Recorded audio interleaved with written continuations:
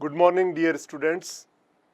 आज हम second grade के अंदर जो 10th लेवल की मैथमेटिक्स का जो पोर्शन है उसके बारे में हम बात करना चाह रहे हैं।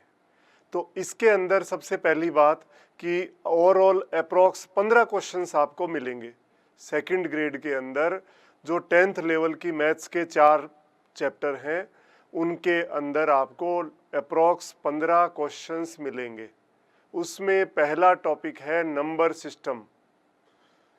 तो नंबर सिस्टम के बारे में बात कर रहे हैं या संख्या पद्धति इसके अंदर। तो पहले आपने ये कहा कि जो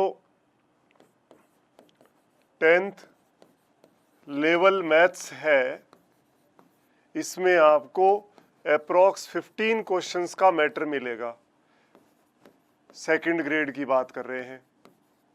सेकंड ग्रेड के अंदर 10th लेवल के जो 4 टॉपिक है उसमें आपको 15 क्वेश्चंस मिलेंगे, जिसमें पहला चैप्टर आपका है नंबर सिस्टम या नंबर सिस्टम या संख्या पद्धति।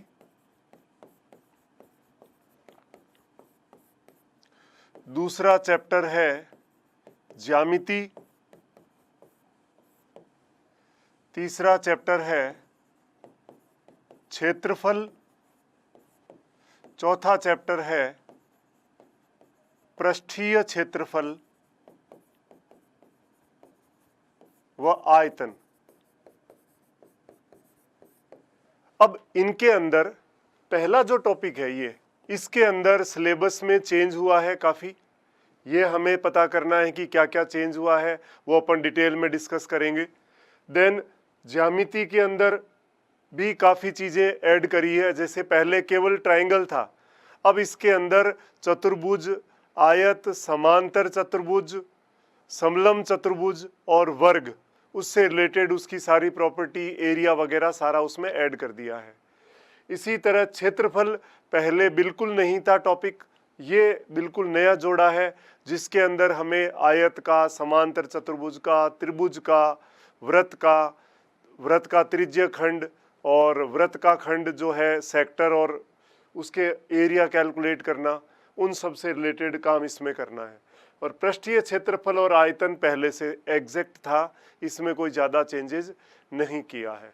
और ग्रेजुएशन लेवल पर सबसे ज़्यादा तो जो नया ऐड किया है वो एक टॉपिक है कॉम्प्लेक्स एनालिसिस, और एक टॉपिक आपके सामने 3D के अंदर गोला, बेलन और शंकु, ये एग्जैक्टली इसी बार ऐड किया है। ये पहले फर्स्ट ग्रेड में दोनों टॉपिक ऑलरेडी थे, सेकंड ग्रेड में इस बार जोड़ दिए हैं। बाकी छोटे मोटे चेंजेस और हैं जिनको हम डिटेल से अलग से एक छोटा वीडियो बना करके कवर अप कर देंगे। तो आज हम स्टार्ट करने जा रहे हैं नंबर सिस्टम या संख्या पद्धति। संख्या पद्धति में सबसे पहले ध्यान दीजिए, हम बात कर रहे हैं फेस वैल्यू ऑफ डिजिट, अंक का शुद्ध मान या जातीय मान। किसी संख्या में किसी अंक का शुद्ध मान या जातीय मान हमें निकालना है, फेस वैल्यू ऑफ डिजिट। तो इसमें क्या है देखिए, किसी संख्या में किसी अंक का शुद्ध या जातीय मान उसका अपना मान होता है, अपना मान होता है, चाहे वह अंक किसी भी स्थान पर हो। ध्यान दे क्या लिखा है, फेस वैल्यू ऑफ डिजिट्स, अंक का शुद्ध मान या जातीय मान। किसी संख्या में किसी अंक का शुद्ध मान या जातीय मान उसका स्वयं का मान, अपना मान होता है, चाहे वह किसी भी स्थान पर रहे। जैसे एग्जाम्पल लिया आपने, ये आपने कोई संख्या लिखी 23,504 में अंक 5 का शुद्ध मान या जातीय मान कितना होगा? 5 होगा। यानी जो उसकी वैल्यू है वही आएगा। 5 का शुद्ध मान या जातीय मान 5 है। 3 का जातीय या शुद्ध मान कितना है? 3 ही है। 4 का जातीय मान या शुद्ध मान 4 है। 2 का जातीय मान या शुद्ध मान 2 है। मतलब कोई भी संख्या है उसमें किसी भी नंबर का जो जातीय मान या शुद्ध मान है वो उसका खुद का अपना मान होता है, चाहे वह किसी भी स्थान पर हो, इकाई, दहाई, सैकड़ा, हजार, 10,000, किसी भी स्थान पर है, तो उसकी जो एग्जैक्ट खुद की वैल्यू है वही उसका शुद्ध मान या जातीय मान होता है। एक उदाहरण और ले, आपने लिया 5320,169, ये कोई संख्या लिखी आपने। 53,20,169 में 6 का जातीय मान क्या होगा? 6 का जातीय मान 6 ही होगा। 5 का जातीय मान क्या होगा? 5 ही होगा। यहाँ पे देखो ये सैकड़े के स्थान पर है और यहाँ पे ये 10 लाख के स्थान पर है। स्थान चाहे कोई भी है, जातीय मान या शुद्ध मान उसका अपना मान होता है, ये हमें ध्यान रखना है। जैसे आपने कह दिया 9 का शुद्ध मान क्या है? 9 ही है। 0 का शुद्ध मान 0 ही होगा। 2 का शुद्ध मान क्या होगा? 2 होगा। तो इस तरह से हम कह सकते हैं कि किसी भी संख्या में किसी अंक का शुद्ध मान या जातीय मान जो है वो क्या होता है?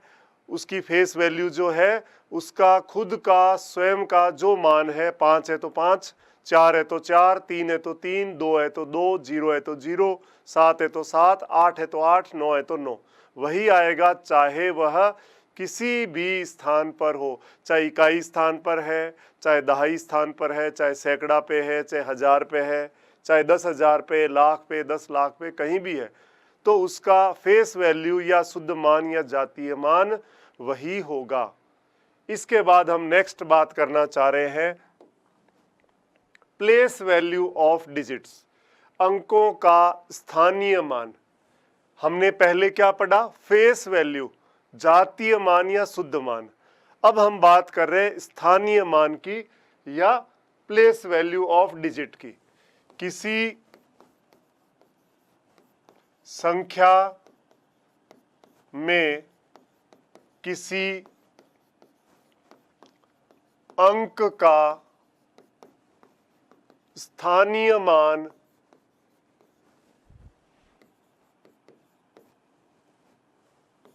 वह होगा जिस स्थान पर वह स्थित है।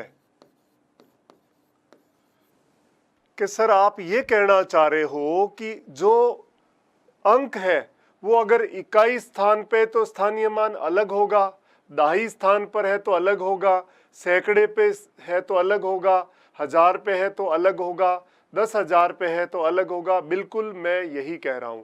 यानी स्थानीय मान जो है वो डिपेंड करता है कि वो कौन से स्थान पर है।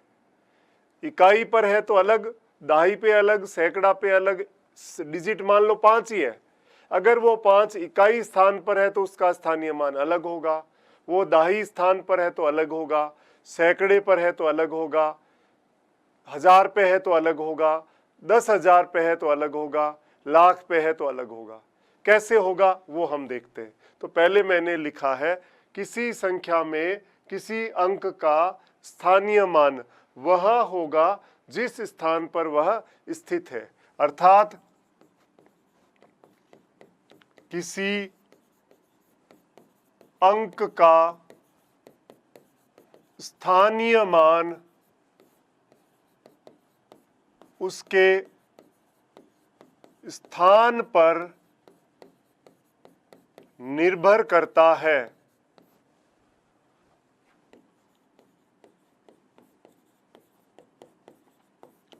जिस स्थान पर वह स्थित है, यानी किसी अंक का प्लेस वैल्यू या स्थानीय मान उसके स्थान पर डिपेंड करता है या निर्भर करता है। एक ही अंक है, अलग अलग स्थानों पर है, तो उसका स्थानीय मान भी अलग अलग होगा। उदाहरण ले, आपने मान लो लिख दिया, ये लिख दिया, मैं 4 का स्थानीय मान क्या होगा? 4 का स्थानीय मान में अंक 4 के पीछे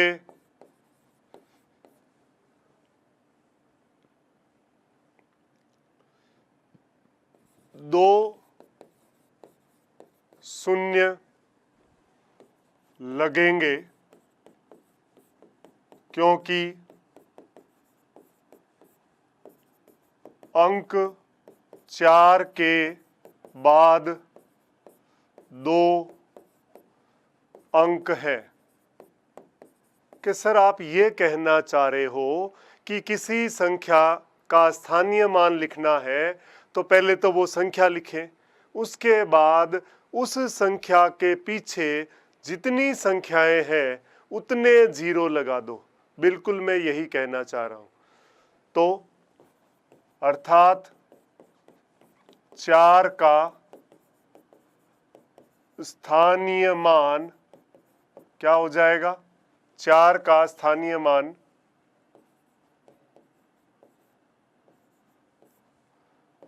4 के बाद 2 संख्याएं हैं तो 400 हो गया। आपने कहा 3 का प्लेस वैल्यू स्थानीय मान, 3 का स्थानीय मान कितना होगा? पहले तो 3 लिखना है, यानी उसकी फेस वैल्यू लिखनी है। उसके बाद 3 के बाद देखो कितने अंक है, 3 के बाद 3 संख्याएं हैं, 3 अंक है, तो कितने 0 लगा दो? 3 0 लगाने पड़ेंगे। फिर आपने कहा 5 का स्थानीय मान, तो पहले 5 की फेस वैल्यू लिख दो, शुद्ध मान या जातीय मान, और 5 के बाद कितने अंक है? 1 अंक है, तो 1 0 आ जाएगा। फिर आप कहोगे 9 का स्थानीय मान। अब 9 जो है वो इकाई स्थान पर है, तो पहली बात तो इसका फेस वैल्यू लिखनी है। फेस वैल्यू लिखने के बाद उसके बाद में कोई अंक नहीं है, कोई अंक नहीं है तो वही आएगा, कोई 0 नहीं आएगा। किसी अंक का स्थानीय मान लिखने के लिए पहले उसकी फेस वैल्यू लिखी जाती है, जातीय मान लिखा जाता है, और उसके बाद में जितने अंक उसके पीछे होंगे उतने 0 लगा देंगे।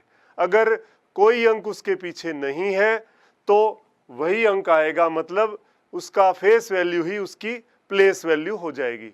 मतलब इकाई स्थान पर जो भी संख्या है उसका स्थानीय मान और जातीय मान सेम होता है, ये हमें पता लग गया। उसके अलावा मैंने लिखा 2 का स्थानीय मान क्या होगा? 2 लिखा। 2 के बाद कितने अंक है? 1 2 3 और 4, 4 अंक है तो 4 0 लगा देंगे। ये हमारा इसका स्थानीय मान आ गया। तो हमें अभी क्या पता चला? हमें ये पता चला कि इकाई स्थान पर आने वाले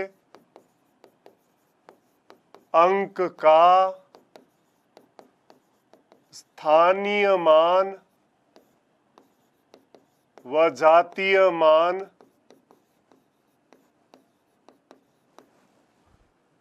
समान होगा।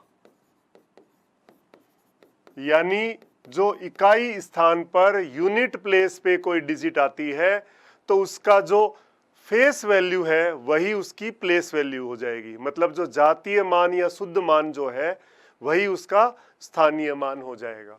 और एक शून्य का जातीय मान व स्थानीय मान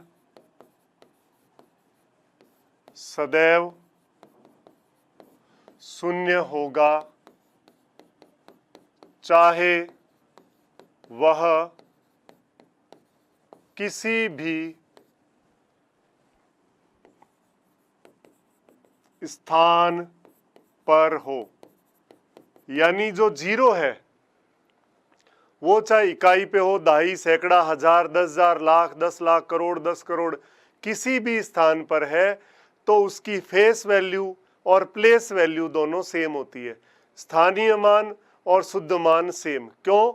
स्थानीय मान कैसे लिखते हैं? स्थानीय मान के लिए पहले हम उसकी फेस वैल्यू लिखते हैं, तो जीरो की फेस वैल्यू जीरो।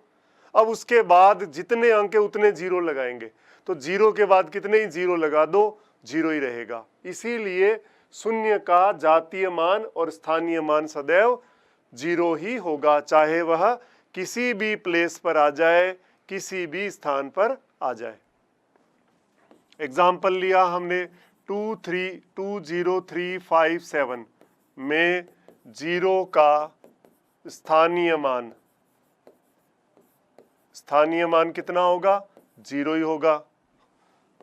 आपने लिख दिया 354072 में जीरो का स्थानीय मान प्लेस वैल्यू देख सकते हो आप, इसमें हजार के स्थान पर है, यहाँ सैकड़ा के स्थान पे है, तो जीरो ही आएगा। तो इस तरह से हम क्या कर सकते हैं, किसी भी संख्या का स्थानीय मान और जातीय मान ज्ञात कर सकते हैं।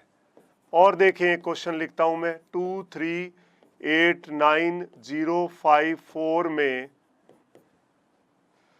8 के स्थानीय मान व जातीय मान का अंतर बताइए कितना होगा, डिफरेंस कितना होगा। तो देख लीजिए, 8 का स्थानीय मान माइनस 8 का जातीय मान। तो स्थानीय मान कैसे लिखते हैं? पहले 8 लिखा आपने, फेस वैल्यू 8 ही है, उसके बाद कितने संख्याएं, अंक कितने, 1 2 3 4, 4 है तो 4 जीरो लगा देंगे, माइनस 8 का जातीय मान या शुद्ध मान या फेस वैल्यू 8 ही होती है। तो 80,000 में से 8 घटाना है तो कितना हो जाएगा, 79,992। तो ये इसका आंसर हो जाएगा। तो किसी भी डिजिट का फेस वैल्यू और प्लेस वैल्यू का डिफरेंस या एडिशन या मल्टीप्लिकेशन या डिवीजन कुछ भी पूछे हम जवाब दे सकते हैं। एक क्वेश्चन लिखा है इसके बाद कि एक संख्या लिखी आपके सामने, ये वाली 60321045, इसमें 3 4 5 के स्थानीय मानों का गुणनफल चाहिए। तो संख्या क्या है, देखिए क्वेश्चन ध्यान से। आपके पास है 60321045 में सबसे पहले 3 का स्थानीय मान लिखूं, 3 का स्थानीय मान, ये 3 लिखा आपने, 3 के बाद अंक कितने हैं, 5 अंक है तो 5 जीरो आ जाएंगे। 3 के बाद 4 का स्थानीय मान चाहिए तो 4 लिखा, उसके बाद 1 अंक है तो 40 हो गया। उसके बाद में 5 का स्थानीय मान, तो 5 कहाँ है, इकाई स्थान पर है, तो उसकी फेस वैल्यू और प्लेस वैल्यू सेम होती है।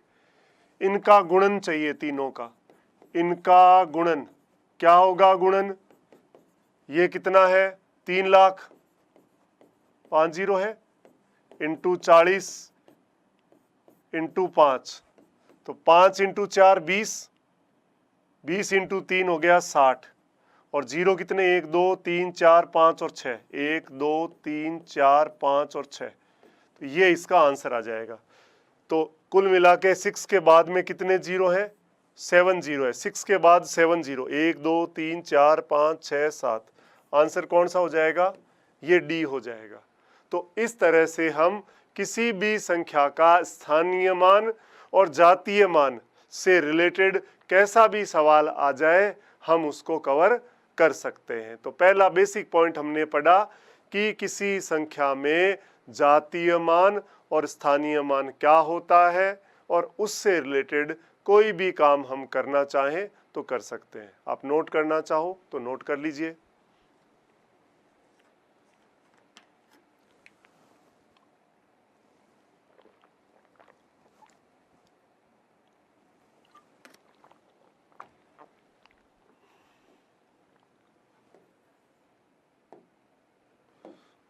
ये पहला पेज था, इसको लिख लें पहले। ये सेकंड पेज था, इसको नोट कर सकते हैं। ये तीसरा पेज, इसको नोट कर सकते हैं। ये चौथा पेज, इसको नोट कर सकते हैं। ये पांचवा पेज, इसको नोट कर सकते हैं।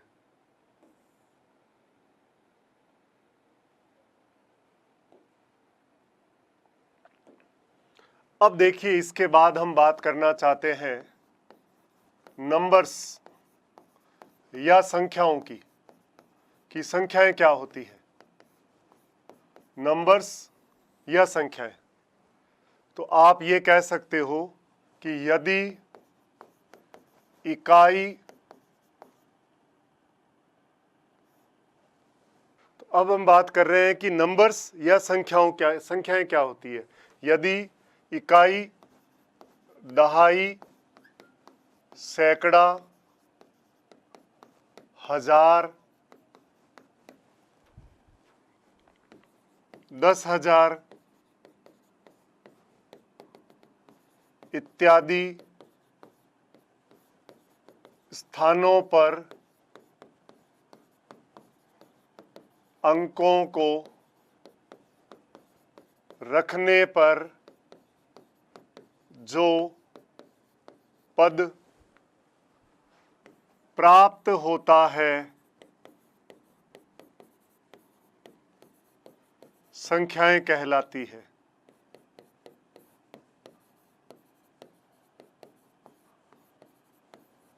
अर्थात संख्याएं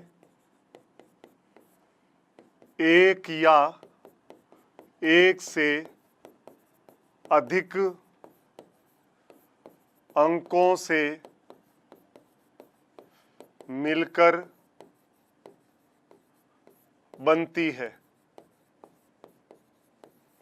कि संख्याएं जो है एक या एक से अधिक अंकों से मिलकर बनती है, जबकि अंक या डिजिट सदैव अकेला या सिंगल होता है। डेफिनेशन लिखी है मैंने नंबर्स की। संख्याएं यदि इकाई, दहाई, सैकड़ा, हजार, 10,000, लाख, 10 लाख, करोड़, 10 करोड़ इत्यादि स्थानों पर अंकों को रखने पर जो पद हमें मिलेगा उसे हम कहेंगे नंबर्स या संख्याएं। अर्थात संख्याएं एक या एक से अधिक अंकों से मिलकर बनती है। सिंगल डिजिट की भी नंबर हो सकती है और एक से ज़्यादा डिजिट मिला करके भी नंबर बनाया जा सकता है, जबकि अंक या डिजिट सदैव सिंगल या अकेला होता है। अब हम बात करेंगे types of numbers. Types of numbers, संख्याओं का प्रकार, संख्याओं के प्रकार।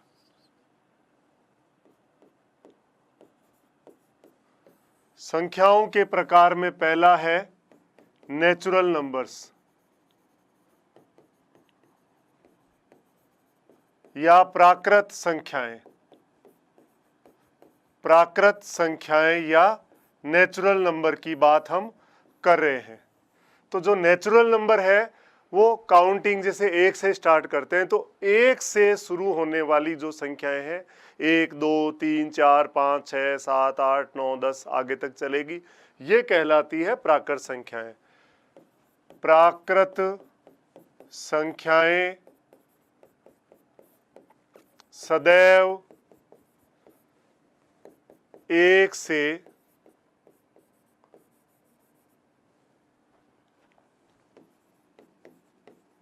शुरू होती है, अर्थात 1 2 3 4 5 6 7 8 9 10 इत्यादि प्राकृत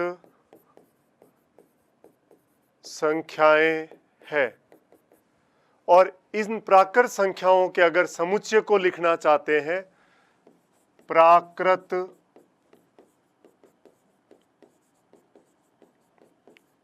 संख्याओं का समुच्चय, इसको कैपिटल N से प्रदर्शित किया जाता है। और समुच्चय को लिखने के लिए मंझला कोष्ठक जो होता है, ब्रास ब्रैकेट, यानी ये जो अंक है 1 2 3 4, उनको मंझले कोष्ठक में ब्रास ब्रैकेट में लिखना है। 1 2 3 4 5 6 7 8 9 10 और आगे भी चलेगी। इस तरह से आप आगे भी लिख सकते हो। तो प्राकृत संख्याओं का समुच्चय set of natural numbers capital N से शो होता है और मंझले कोष्ठक या ब्रास ब्रैकेट में 1 2 3 4 से स्टार्ट होके अनंत संख्याएं इसमें होगी। देखिए यही लिखा है, नेचुरल नंबर्स या प्राकृत संख्याएं वे संख्याएं जो गणना में प्रयुक्त होती है, प्राकृत संख्याएं कहलाती है। इन्हें n से व्यक्त किया जाता है, कैपिटल N से इसको रिप्रेजेंट करते हैं। वही लिखा है n 1 2 3 4 5 6 7 एंड सो ऑन। तो ये सबसे पहले हम बात कर रहे हैं प्राकृत संख्या की। प्राकृत संख्या के बाद नेक्स्ट है पूर्ण संख्याएं या होल नंबर्स। होल नंबर्स या पूर्ण संख्याएं। पूर्ण संख्याएं किससे शुरू होती है कि प्राकृत संख्याओं में अगर शून्य को शामिल कर दिया जाए तो वो पूर्ण संख्याएं कहलाती है। वे पूर्ण संख्याओं में बदल जाती है। इसको W से रिप्रेजेंट करते हैं। W है 0 1 2 3 4 एंड सो ऑन। यानी हम ये लिख सकते हैं कि पूर्ण संख्याओं का समुच्चय। पूर्ण संख्याओं के समुच्चय को अगर हम लिखना चाहें तो इसको W से रिप्रेजेंट करते हैं। W बराबर मंझले कोष्ठक में लिख दो तो ये समुच्चय बन जाएगा। समुच्चय का मतलब होता है समूह, संख्याओं का समूह। उनको इकट्ठा करके मंझले कोष्ठक में लिख देंगे तो पूर्ण संख्याओं का समुच्चय हो जाएगा, सेट ऑफ होल नंबर्स। और सिंपली लिखनी है होल नंबर्स तो अपने सीधी खुली छोड़ देंगे, 0 1 2 3 4 5 6 7 इस तरह से लिखा जा सकता है। तो पहली हमने कौन सी देखी, नेचुरल नंबर्स प्राकृत संख्याएं। दूसरी हमने कौन सी देखी, पूर्ण संख्याएं होल नंबर्स। नेक्स्ट हम बात करेंगे इंटीजर्स यानी कि पूर्णांक संख्याएं। तो ध्यान दीजिए, पूर्ण संख्याओं में पहले आप देखिए, शून्य को योज्य तत्समक कहा जाता है क्योंकि इसे किसी भी संख्या में जोड़ने पर संख्या पर कोई प्रभाव नहीं पड़ता। योज्य तत्समक का मतलब क्या होता है, ध्यान दीजिए, योज्य तत्समक। योज्य तत्समक मतलब एडिटिव आइडेंटिटिव। एडिटिव आइडेंटिटिव यानी किसी नंबर में ऐसी संख्या जोड़ो कि वापस वही संख्या आ जाए, a + 0 0 + a बराबर a। तो इसका मतलब हो गया कि शून्य मतलब 0 सदैव क्या होता है, सदैव योज्य तत्समक होता है। योज्य तत्समक का मतलब किसी नंबर में ऐसा नंबर जोड़ें कि उस संख्या पे कोई प्रभाव नहीं पड़े, वही संख्या वापस आ जाए, वो होता है एडिटिव आइडेंटिटिव एलिमेंट, योज्य तत्समक। इसी तरह गुणन तत्समक की बात करें,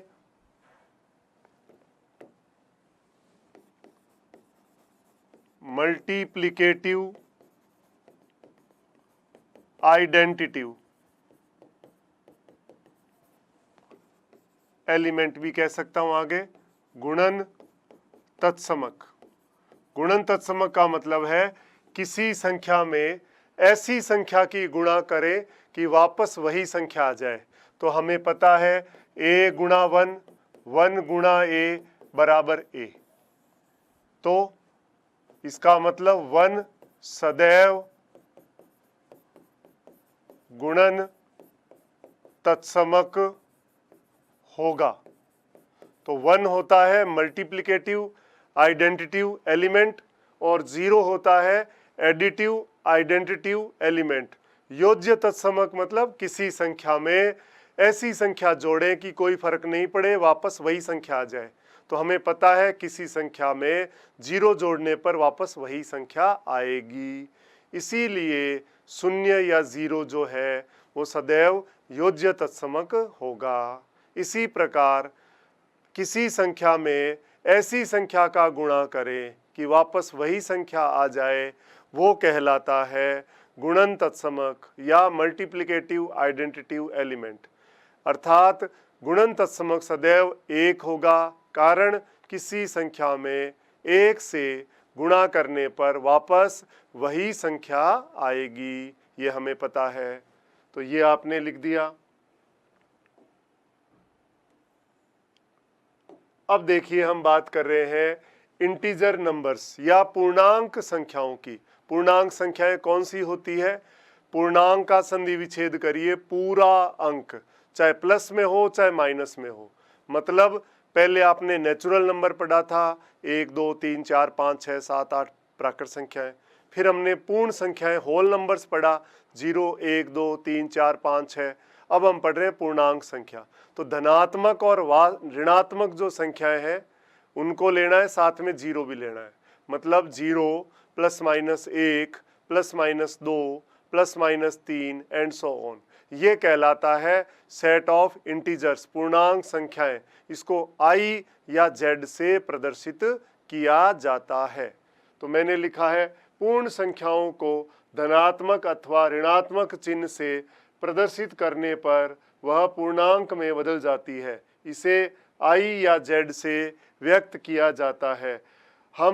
इन्हें हम संख्या रेखा पर भी प्रदर्शित कर सकते हैं। तो देखिए पूर्णांक संख्याएं, इंटीजर नंबर्स, पूर्णांक संख्याएं या इंटीजर नंबर्स यानी i या z से रिप्रेजेंट करते हैं। 0 plus minus 1 plus minus 2 plus minus 3 and so on, या -3 -2 -1 0 1 2 3 एंड सो ऑन। तो ये सारी संख्याएं जो है प्लस वाली माइनस वाली और 0, ये कहलाती है इंटीजर्स, पूर्णांक संख्याओं का समुच्चय। अगर हम सेट ऑफ इंटीजर्स लिखना चाहें तो कैपिटल I या Z से ही रिप्रेजेंट करते हैं, लेकिन समुच्चय नाम लेते ही इन संख्याओं को इकट्ठा करके मंझले कोष्ठक के अंदर लिखा जाता है। -2 -1 0 1 2 इस तरह से लिखा जा सकता है।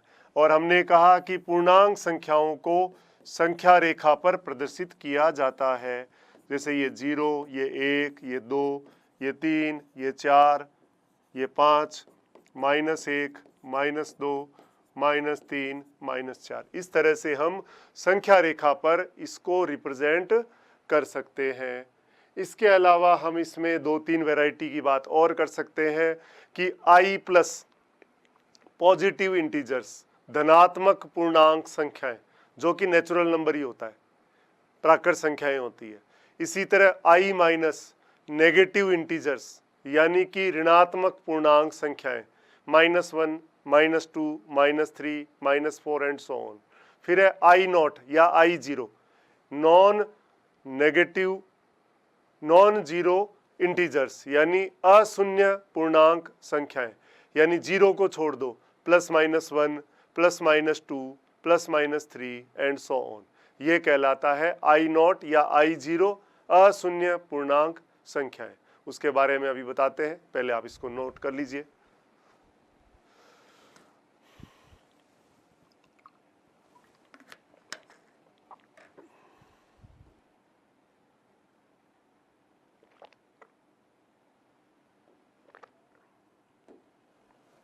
देखिए, इसमें और लिखना चाह रहे हैं हम i प्लस का मतलब है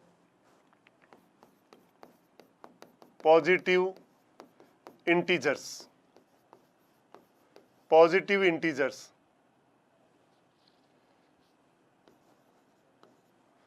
यानी धनात्मक पूर्णांक संख्याएं, मतलब 1, 2, 3, 4। मैं इसको समुच्चय के रूप में लिख रहा हूं, सीधी भी लिख सकते हैं, खाली संख्याएं लिखेंगे तब सीधा ब्रैकेट हटा देंगे, और समुच्चय की बात करेंगे तो उसको मंझले कोष्ठक में लिख देंगे। और ये आपको पता है, ये नेचुरल नंबर यानी कि प्राकृत संख्याओं का समुच्चय ही आया है, या प्राकृत संख्याएं ही हैं। उसके बाद हमने लिखा i माइनस यानी कि नेगेटिव इंटीजर्स यानी कि ऋणात्मक पूर्णांक संख्याएं।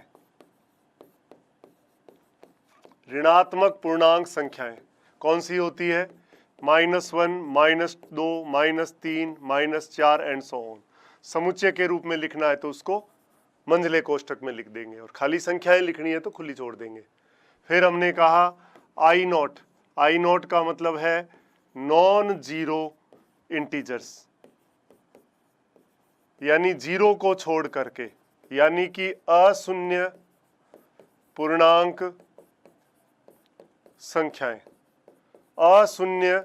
पूर्णांक संख्याओं की बात हम कर रहे हैं।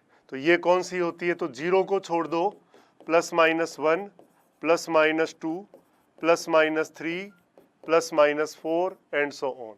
ये है अशून्य पूर्णांक संख्याएं, नॉन जीरो इंटीजर्स। ठीक है, अब हम इसके बाद बात करें नेक्स्ट, रेशनल नंबर या परिमेय संख्याएं। परिमेय संख्याएं क्या होती है? वे संख्याएं जिन्हें p/q रूप में प्रदर्शित किया जा सकता है या व्यक्त किया जा सकता है। जहां p और q क्या है? p और q वहां पे पूर्णांक है, इंटीजर्स है। जहां पे हर जो है q नॉट इक्वल टू 0 हो, परिमेय संख्याएं कहलाती है। जैसे 1, 2, 3, -1, -2, -3, 3/4, 4/5, 13/7, 2.5, 3.68, 4.792, इस तरह से हम उसको लिख सकते हैं। तो जनरल भाषा में कहें तो परिमेय संख्या का मतलब बट्टे वाली संख्याएं होती है, 2/3, 3/4, 5/6 ऐसे। लेकिन परिमेय संख्याओं में प्राकृत संख्याएं भी पूरी आती है, क्योंकि बट्टे में एक तो सबके लिखाई जा सकता है। पूर्ण संख्याएं W 0, 1, 2, 3, 4 ये भी पूरी कंप्लीट इसमें आती है। उसके बाद हमने लिखा पूर्णांक संख्याएं, इंटीजर्स, वो भी सारी की सारी इस परिमेय संख्या में आती है, क्योंकि सबके नीचे 1 तो लिख ही सकते हैं। तो प्राकृत संख्याएं, पूर्ण संख्याएं और पूर्णांक संख्याएं सारी की सारी इस रेशनल नंबर या परिमेय संख्याओं में इंक्लूड होती है, ये हमें पता है। शून्य एक परिमेय संख्या है, क्योंकि 0 में आप उसको 0/1 रूप में लिख सकते हो। 22/7 या 3.14 परिमेय संख्या है। लेकिन पाई जो है वो एक अपरिमेय संख्या है। लेकिन ओरिजिनली मैं आपको बताऊं कि जो इंडियन मैथमेटिशियन था रामानुजन, नाम सुना है आपने, साउथ इंडियन मैथमेटिशियन था, उसने इस पाई को बाकायदा रेशनल या परिमेय प्रूव कर दिया। लेकिन उसके बावजूद हम इसको अपरिमेय क्यों मानते हैं, उसके पीछे भी एक कहानी है। तो पहले हम बात करें कि परिमेय और अपरिमेय की डेफिनेशन क्या होती है, उसके बाद हम बात करेंगे कि पाई को अपरिमेय क्यों काउंट किया गया, जबकि है ये ओरिजिनली डेफिनेशन के हिसाब से परिमेय। पेपर में एग्जाम में आता है तो पाई को हम हमेशा अपरिमेय ही लिखेंगे। तो पाई जो है उसको इर्रेशनल नंबर या अपरिमेय संख्या कहा, और 22/7 और 3.14 एक रेशनल नंबर है।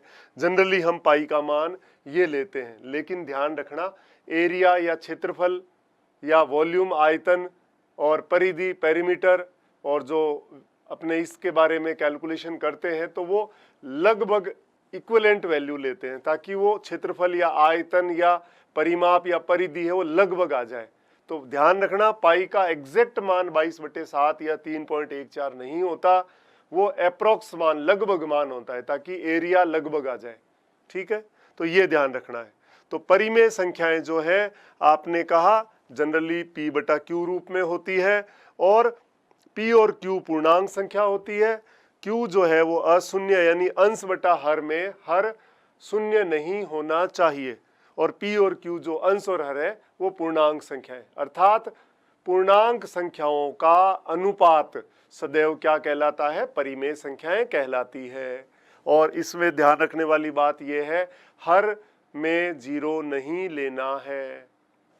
जब हम भाग लगाएंगे तो संख्याएं दशमलव में भी आएगी, इसका मतलब जो परिमेय संख्याएं हैं उनको हम दशमलव के रूप में भी व्यक्त किया जा सकता है। और उसकी डेफिनेशन क्या है दशमलव में, कि हम ये कह रहे हैं कि कोई भी संख्या p/q परिमेय संख्या कहलाएगी, और भाग लगाएंगे तो दशमलव के रूप में आएगा। और उसमें हम ये कह रहे हैं कि भाग लगाने के बाद अंकों की या तो पुनरावृत्ति ना हो, जैसे आपने सपोज 8 में 5 का भाग लगाया, 8 में 5 का भाग लगाया तो 1.6 आया, तो 6 के बाद कोई अंक नहीं आएगा।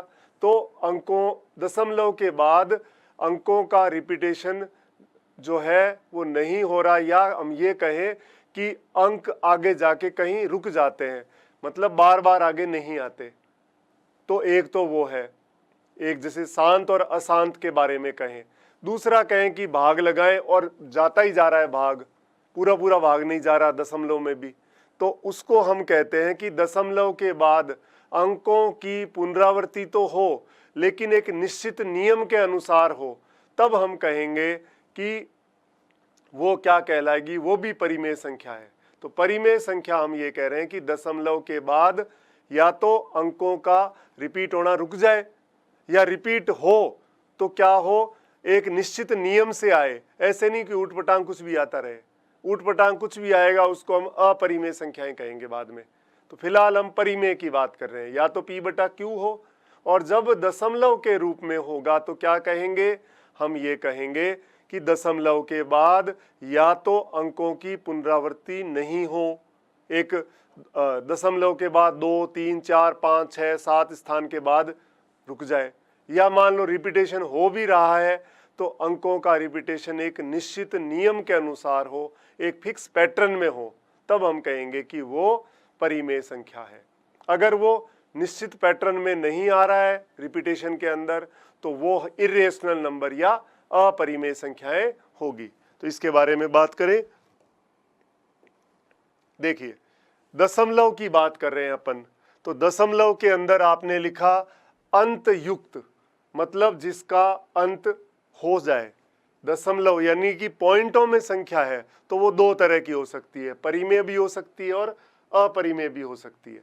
तो सबसे पहले हमने कहा अंत युक्त यानी शांत, शांत संख्या, परिमेय संख्याएं जो है वो शांत दशमलव के बारे में बात कर रहे हैं। यानी जैसे आपने सपोज 8/5 लगाया तो ये कितना आया, भाग लगाया तो 1.6, तो ये क्या है, ये है शांत दशमलव। तो ये परिमेय संख्या है, ये परिमेय संख्या है। तो परिमेय संख्या है वो शांत दशमलव के रूप में हो। जैसे आपने मान लो और भाग लगा दिया 19 बटा मान लो 5 लिख दिया, डिवाइड किया, पहले 3 बार गया तो 4 बच गया, 3.8। ये भी क्या है, शांत दशमलव। तो आपने कहा कि अंत युक्त है, अंत युक्त यानी जिसका अंत हो सके, यानी रिपीटेशन खत्म हो जाए, दशमलव के बाद एक स्थान, 2 स्थान या 3 स्थान या 4 स्थान तक जाके रुक जाए, तो वो कहलाता है अंत युक्त। जैसे आपने सपोज 10 बटे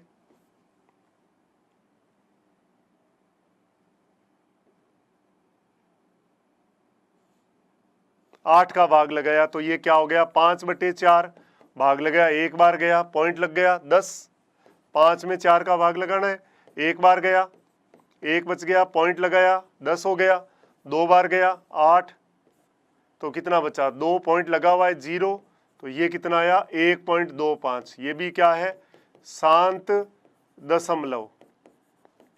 तो आप देख सकते हो कि जो परिमेय संख्या है, ये देखो बट्टे वाली संख्या ही तो लिखी है, तो ये जब इसमें भाग लगाते हैं तो ये दशमलव के रूप में आई।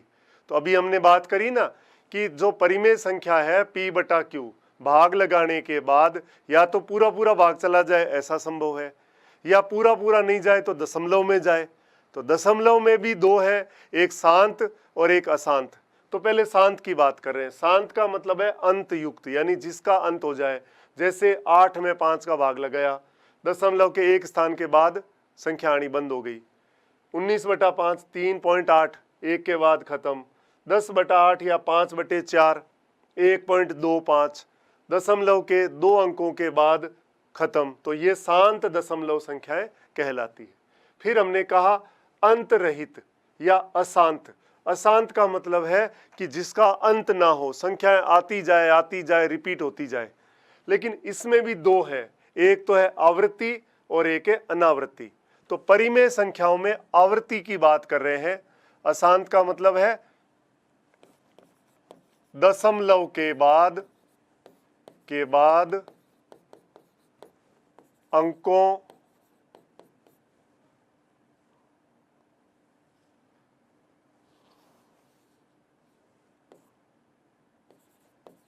दशमलव के बाद अंक आते रहें, यानी खत्म नहीं हो, कोई सा भी अंक आए। अब उसमें दो केस है, आवृत्ति और अनावृत्ति। आवृत्ति का मतलब है अंकों की पुनरावृत्ति जो है वो एक फिक्स ऑर्डर में, एक निश्चित नियम के हिसाब से होगी। और अनावृत्ति का मतलब है कि अंकों की जो पुनरावृत्ति हो रही है वो एक निश्चित नियम से नहीं आए। तो ये क्या है, अंकों की पुनरावृत्ति एक निश्चित क्रम या निश्चित नियम के अनुसार हो। तो ये देख सकते हैं अपन। तो अंत युक्त या शांत को हम कहते हैं टर्मिनेटिंग।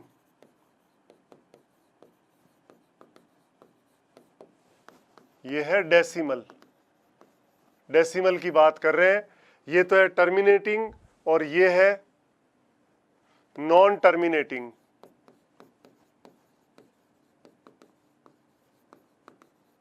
टर्मिनेटिंग और नॉन टर्मिनेटिंग की बात कर रहे हैं। तो और इसके अंदर हम ये बात कर रहे हैं। और परिमेय जो शांत, अपने शांत और अशांत लिखा। अब आवर्ती और अनावर्ती की बात करें। आवर्ती का मतलब है रिकरिंग, अनावर्ती का मतलब है नॉन रिकरिंग। आवर्ती का मतलब अंकों की जो रिपीटेशन हो रही है वो एक निश्चित नियम के अनुसार या निश्चित क्रम के अनुसार हो, तो वो कहलाती है आवृत्ति।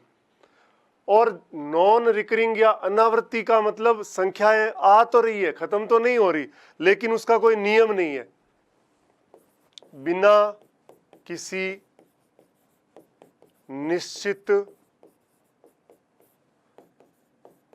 नियम के अंकों की पुनरावृत्ति होती रहे, वो कहलाती है अपरिमेय संख्याएं। तो इस दशमलव को आपने दो पार्ट में तोड़ा, शांत और अशांत, अंतयुक्त यानी टर्मिनेटिंग और अंत रहित यानी नॉन टर्मिनेटिंग। जो अंतयुक्त है मतलब शांत दशमलव है तो वो हमेशा रेशनल नंबर या परिमेय संख्याएं होती है। उसमें भी दो तरह की है। उसमें आपने पहले तो ये कहा शांत दशमलव यानी दशमलव के बाद भाग कहीं न कहीं जाके रुक जाए, यानी अंकों का रिपीटेशन कहीं न कहीं जाके रुक जाए, तो वो कहलाता है शांत।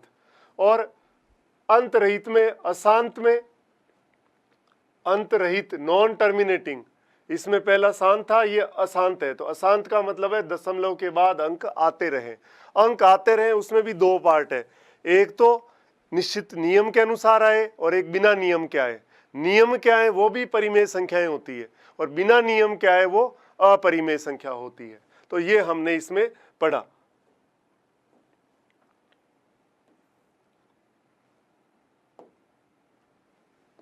ये आपने लिखा अभी परिमेय संख्याओं के बारे में, तो इसमें हम और बात कर सकते हैं थोड़ी सी, ध्यान दीजिए।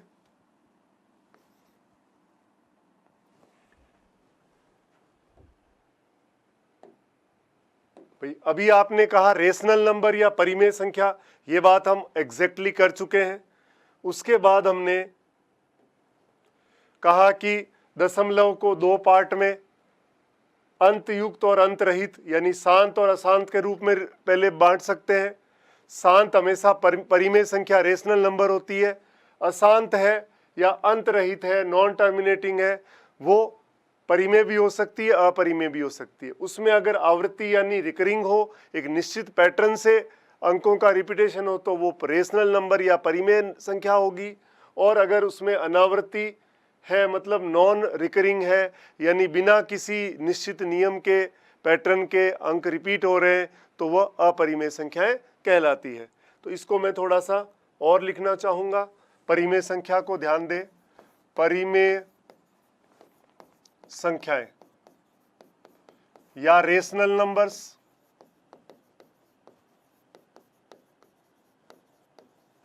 रेशनल नंबर्स आपने कहा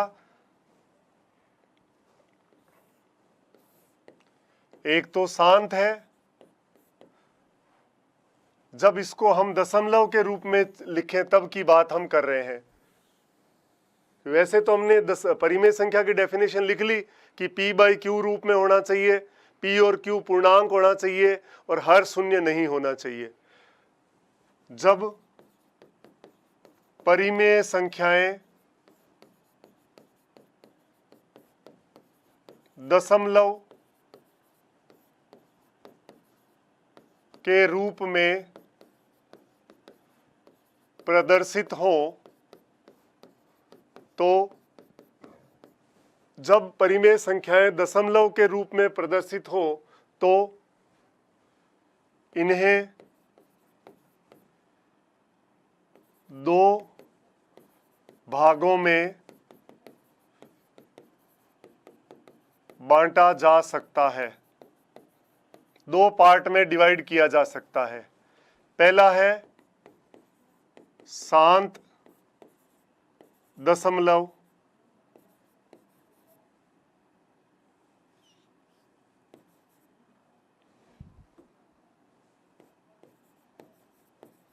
और दूसरा है अशांत दशमलव।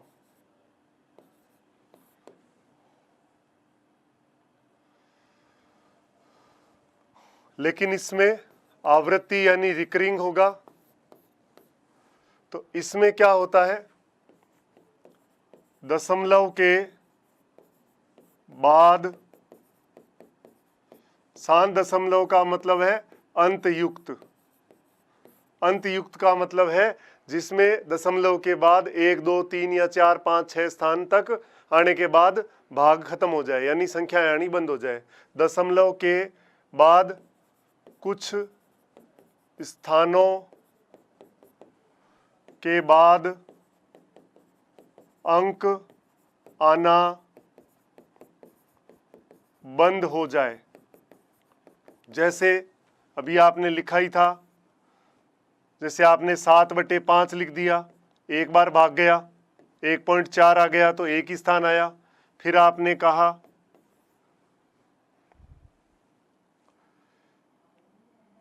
5/8 लिखा, जैसे भाग लगाया, या 15/8 लगा दिया तो 15 में 8 का भाग लगाया, एक बार गया पहले, ये 7 बच गया, पॉइंट लग गया, 2 बार 0 आ गया, 8 बार चला गया 64, फिर 6 बच गया, 0 आ गया, 7 बार गया 56, फिर 4 बच गया, पॉइंट लगा हुआ है 0 5, तो ये आया 1.875। तो आप देख सकते हो दशमलव के बाद कुछ अंकों के बाद भाग पूरा पूरा चला जाता है, यानी अंकों की रिपीटेशन खत्म हो जाती है, अंक आने बंद हो जाते हैं। तो इसीलिए इसको अंत युक्त कहते हैं, शांत दशमलव। और दूसरा अशांत दशमलव में क्या कहा हमने? अशांत दशमलव में हमने कहा कि दशमलव के बाद अंकों की पुनरावृत्ति, यानी रिपीटेशन तो हो रहा है, इसमें कह सकते हैं अंतहीन, मतलब जिसका अंत खत्म ही नहीं हो, अंत हो ही नहीं। यहां तो अंत युक्त है, मतलब एंड आ गया नंबर्स का, इसमें रिपीट होते जाएंगे। पुनरावृत्ति एक निश्चित नियम के अनुसार हो, ये ध्यान रखना है। जैसे आपने सपोज ले लिया 10/3, 10/3 में भाग लगाया, पहले 3 बार गया, पॉइंट 3 3 3 3, आप देख सकते हो इसमें ये अंतहीन है, संख्याएं बार बार बार बार रिपीट हो रही है, लेकिन एक फिक्स पैटर्न पे सेम संख्या आ रही है। तो मैं इसको 3.3 पे बार ऐसे डॉट भी लगा सकता हूं, या 3.3 पे एक डंडी लगा सकता हूं, एक ही बात है। तो इस तरह से लिखेंगे तो ये क्या है? ये अशांत दशमलव आवर्ती युक्त, यानी एक फिक्स पैटर्न में दशमलव के बाद अंकों का रिपीटेशन हो रहा है। जैसे मान लो आपने ले लिया 0.232323 इस तरह से, यानी 0.23 ये लगा दो, या 0.23 पे आप इस तरह से लिख सकते हो इसको, या इसको 0.23 दोनों पे बार लगा सकते हो। ये सारे एग्जाम्पल किसके हैं? ये परिमेय संख्या है, लेकिन अशांत दशमलव आवर्ती युक्त, जिसमें जो अंतहीन है। और लिखना चाहे 1.2345 2 3 4 5, तो आप देख सकते हो 4 संख्याएं रिपीट हो रही है। तो रिपीट हो रही है तो उन पे आप क्या लगा दो? बार लगा दो इस तरह से, चाहे तो डॉट लगा दो, 2 3 4 5 उस पे बार लगा सकते हो। तो ये संख्याएं भी परिमेय संख्याओं में आती है। और जब इस रूप में लिखा है तो इसका मतलब इनको P/Q रूप में वापस लिखा जा सकता है, बिल्कुल लिखा जा सकता है। तो ऐसे क्वेश्चन भी पेपर में आते हैं कि निम्न संख्याओं को P/Q रूप में बदलो, यानी परिमेय का जो ये सेकंड पार्ट है, अशांत दशमलव आवर्ती युक्त, ये जो दशमलव की फॉर्म में दिया हुआ है उसको हमें P/Q रूप में बदलना पड़ेगा। तो इस तरह के क्वेश्चन सेकंड ग्रेड में अक्सर पूछे जाते हैं। तो हम बात करें, ये देखिए आपके सामने सेकंड ग्रेड 2013 का सवाल लिखा है, 0.23 पे डॉट लगाया है, इसकी वैल्यू चाहिए हमें P/Q रूप में। तो कैसे करना है? देखिए मैंने पहले इसको x मान लिया, 0.23, चाहो तो बार लगा दो, चाहे डॉट लगा लो, एक ही बात है। डॉट या बार का मतलब क्या है? 2 3 2 3 2 3 रिपीट है, इसको नंबर 1 मान लिया। अब देखो ध्यान से, अब दो संख्याएं इसमें रिपीट हो रही है, तो इस दशमलव को 2 स्थानों के बाद शिफ्ट करना है, ताकि दशमलव के बाद जो है वो डिजिट सेम आ जाए। तो मैंने क्या किया? समीकरण 1 में 100 से गुणा कर दी, तो ये कितना हो गया? 100x। तो जैसे ही 100 से गुणा करेंगे ये दशमलव यहाँ आ जाएगा, तो ये कितना बन गया 23.232323 इस तरह से बन गया। अब आप देखो इस समीकरण 1 और समीकरण 2 दोनों का जो डेसिमल के बाद दशमलव के बाद सेम आ गया, तो माइनस करते ही दशमलव के बाद वाला हिसाब क्लियर हो जाएगा। तो क्या करना है, इक्वेशन 2 माइनस इक्वेशन 1 करना है। तो क्या हो गया 100x माइनस 1x, इसमें से ये घटाओगे तो खाली 23 ही बचेगा, तो 99x बराबर 23 आ गया, तो x बराबर आ जाएगा 23/99, ये इसका आंसर। तो 23/99 सेकंड इसका ऑप्शन हो जाएगा। ये सेकंड ग्रेड 2013 में पूछा गया सवाल है।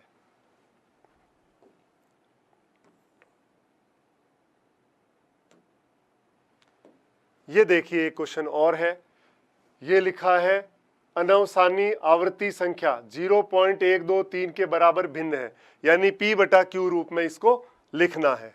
तो कैसे लिखेंगे देखिए ध्यान से, इसको x मान लिया, 0.123 पे बार लगाया है, तो जिस पे बार लगाया वो बार बार आएगा, 1 2 3 3 3 ऐसे लिख दिया, ये एक नंबर है।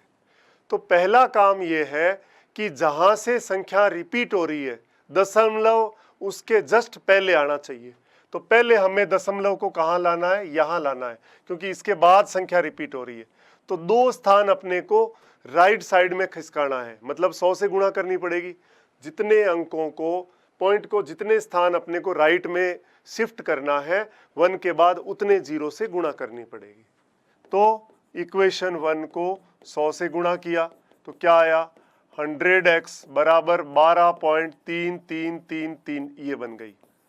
अब देखो, अब ये पहले क्वेश्चन जैसा बन गया।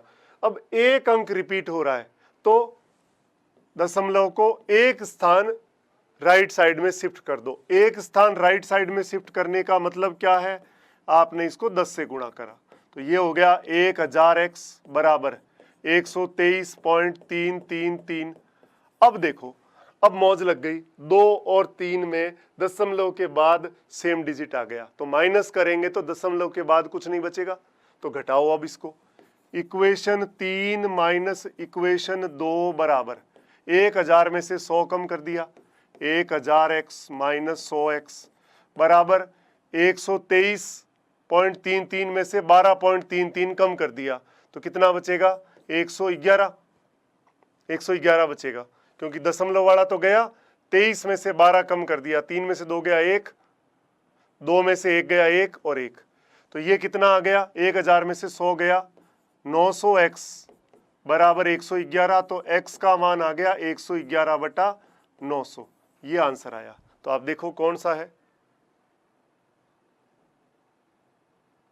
इसमें देखो 3 का डिवाइड और हो जाएगा, क्योंकि अंकों का योग अगर 3 का गुणज है तो 3 का भाग जाएगा, तो x आ जाएगा, 3 का भाग लगाया उसमें 111/900 में, नीचे कितना आ गया, 300 आ गया, 3 का भाग 3 बार गया, 3 3 9, 2 बच गया 21, 3 7 21, तो 37/300।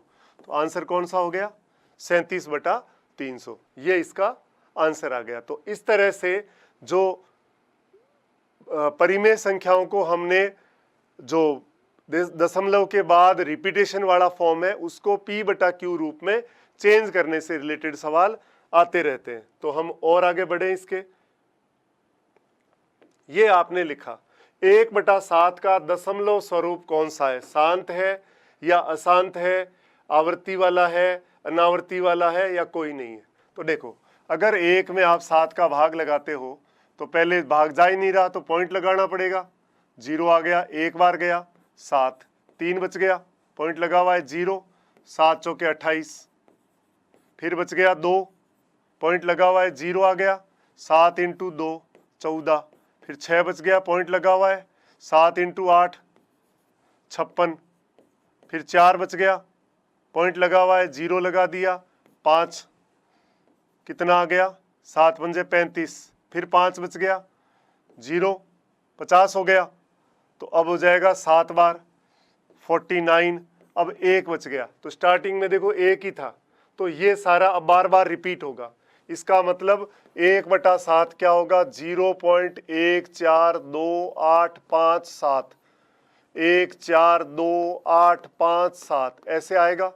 मतलब 0.14285 पे बार लगा दिया। इसका मतलब ये कौन सा है, ये कौन सा है, शांत तो नहीं है। शांत होता तो दशमलव के बाद जाके अंत युक्त हो जाता, ये अंत रहित है, अंतहीन है। तो अंतहीन है तो शांत तो नहीं होगा, अशांत होगा। और आवर्ती युक्त होगा क्योंकि रिपीटेशन एक ऑर्डर में है। तो आंसर कौन सा हो जाएगा, आवर्ती युक्त अशांत दशमलव, ये इसका रिजल्ट हो जाएगा। अभी हमने पढ़ा था कि परिमेय संख्या दशमलव के रूप में दो प्रकार से डिवाइड होती है। एक तो आपने पढ़ा था शांत दशमलव और एक पढ़ा था आवर्ती अशांत दशमलव। ये दो होते हैं परिमेय संख्याओं के फॉर्मेट। नेक्स्ट देखिए, इसके बाद आपसे पूछा 1/28 का दशमलव स्वरूप कौन सा है। डिवाइड करके देखना पड़ेगा। 28 में डिवाइड किया, पहले पॉइंट आया 0, अभी भी भाग नहीं जा रहा, भाग टूट गया, एक 0 और लगा दिया। 3 बार गया, 28 × 3 84, 16 आ गया, पॉइंट लगा हुआ है, 160 हो गया। 5 बार चला गया, 28 पंजे 140, 20 बच गया, पॉइंट लगा हुआ है, 0 लगा दिया। 7 बार चला जाएगा, 7 × 8 56, 5 7 दूनी 14, 196 हो गया।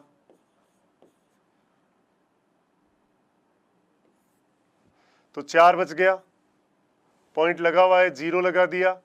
एक बार गया, पीछे बच गया 12, पॉइंट लगा हुआ है, 0 लगा दिया। 4 बार जाएगा, 112, कितना बच गया 8, पॉइंट लगा हुआ है, 0 लगा दिया। 2 बार गया, 56, कितना बच गया 24 बच गया, पॉइंट लगा हुआ है। 8 बार गया, 224, कितना बच गया 16। तो ये देखो यहाँ 16 बचा था, अब ये रिपीट होना शुरू हो जाएगा। तो इसका मतलब आपने 1/28 को लिखा 0.0357148 और उसके बाद जैसे ही 16 बचा तो आप पॉइंट तो लगा हुआ 160 हो जाएगा। और ये कितनी बार जाएगा आपके सामने, ये आया, जैसे ही पॉइंट लगाया ये आया। अब कितनी बार जाएगा, 5 बार जाएगा, 28 पंजे 140। तो अब ये रिपीट होगा, मतलब ये संख्याएं रिपीट हो रही है, तो ये वाली संख्या रिपीट हो रही है। तो इसका मतलब ये क्या है, अशांत है, आवर्ती है, दशमलव है। तो आवर्ती अशांत दशमलव, ये संख्या अपने सामने आई। तो इस तरह से हम बता सकते हैं कि वो परिमेय संख्या दशमलव के रूप में दो फॉर्मेट में होती है। एक तो है शांत दशमलव, एक आवर्ती अशांत दशमलव। ये क्वेश्चन है 0.232323 लिखा है, इसको भिन्न के रूप में लिखना है, अभी लिखा ही था। x बराबर है 0.232323 इस तरह से। मैंने कहा जो कितनी संख्या रिपीट हो रही है, दो संख्या रिपीट हो रही है, मतलब ये सवाल ऐसा है। तो दो संख्या रिपीट हो रही है तो दशमलव को दो स्थानों पर इधर राइट में शिफ्ट करना है। 100 से गुणा कर दो, इक्वेशन 1 को 100 से गुणा करा तो 100x बराबर हो गया 23.2323 इस तरह से। अब दशमलव के बाद देखो सेम आ गया, तो अब घटा दो। समीकरण 2 में से समीकरण 1 को घटाया तो 100x माइनस एक्स बराबर खाली 23 ही बचेगा, क्योंकि 23 माइनस 0 और बाहर पॉइंट के बाद वाला तो कट जाएगा। तो 99x बराबर 23, x हो गया 23/99। ये इसका आंसर आ गया 23/99, सेकंड आंसर आ जाएगा। तो ये क्वेश्चन था।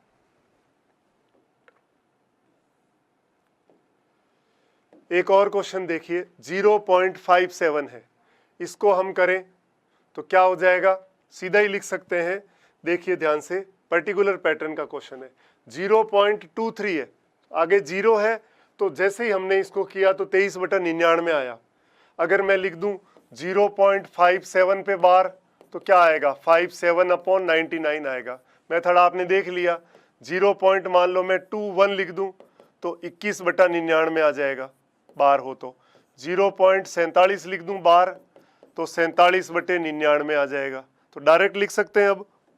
तो ये जो सवाल है 57/99 सीधा ही आ जाएगा, तो हम डायरेक्ट भी कर सकते हैं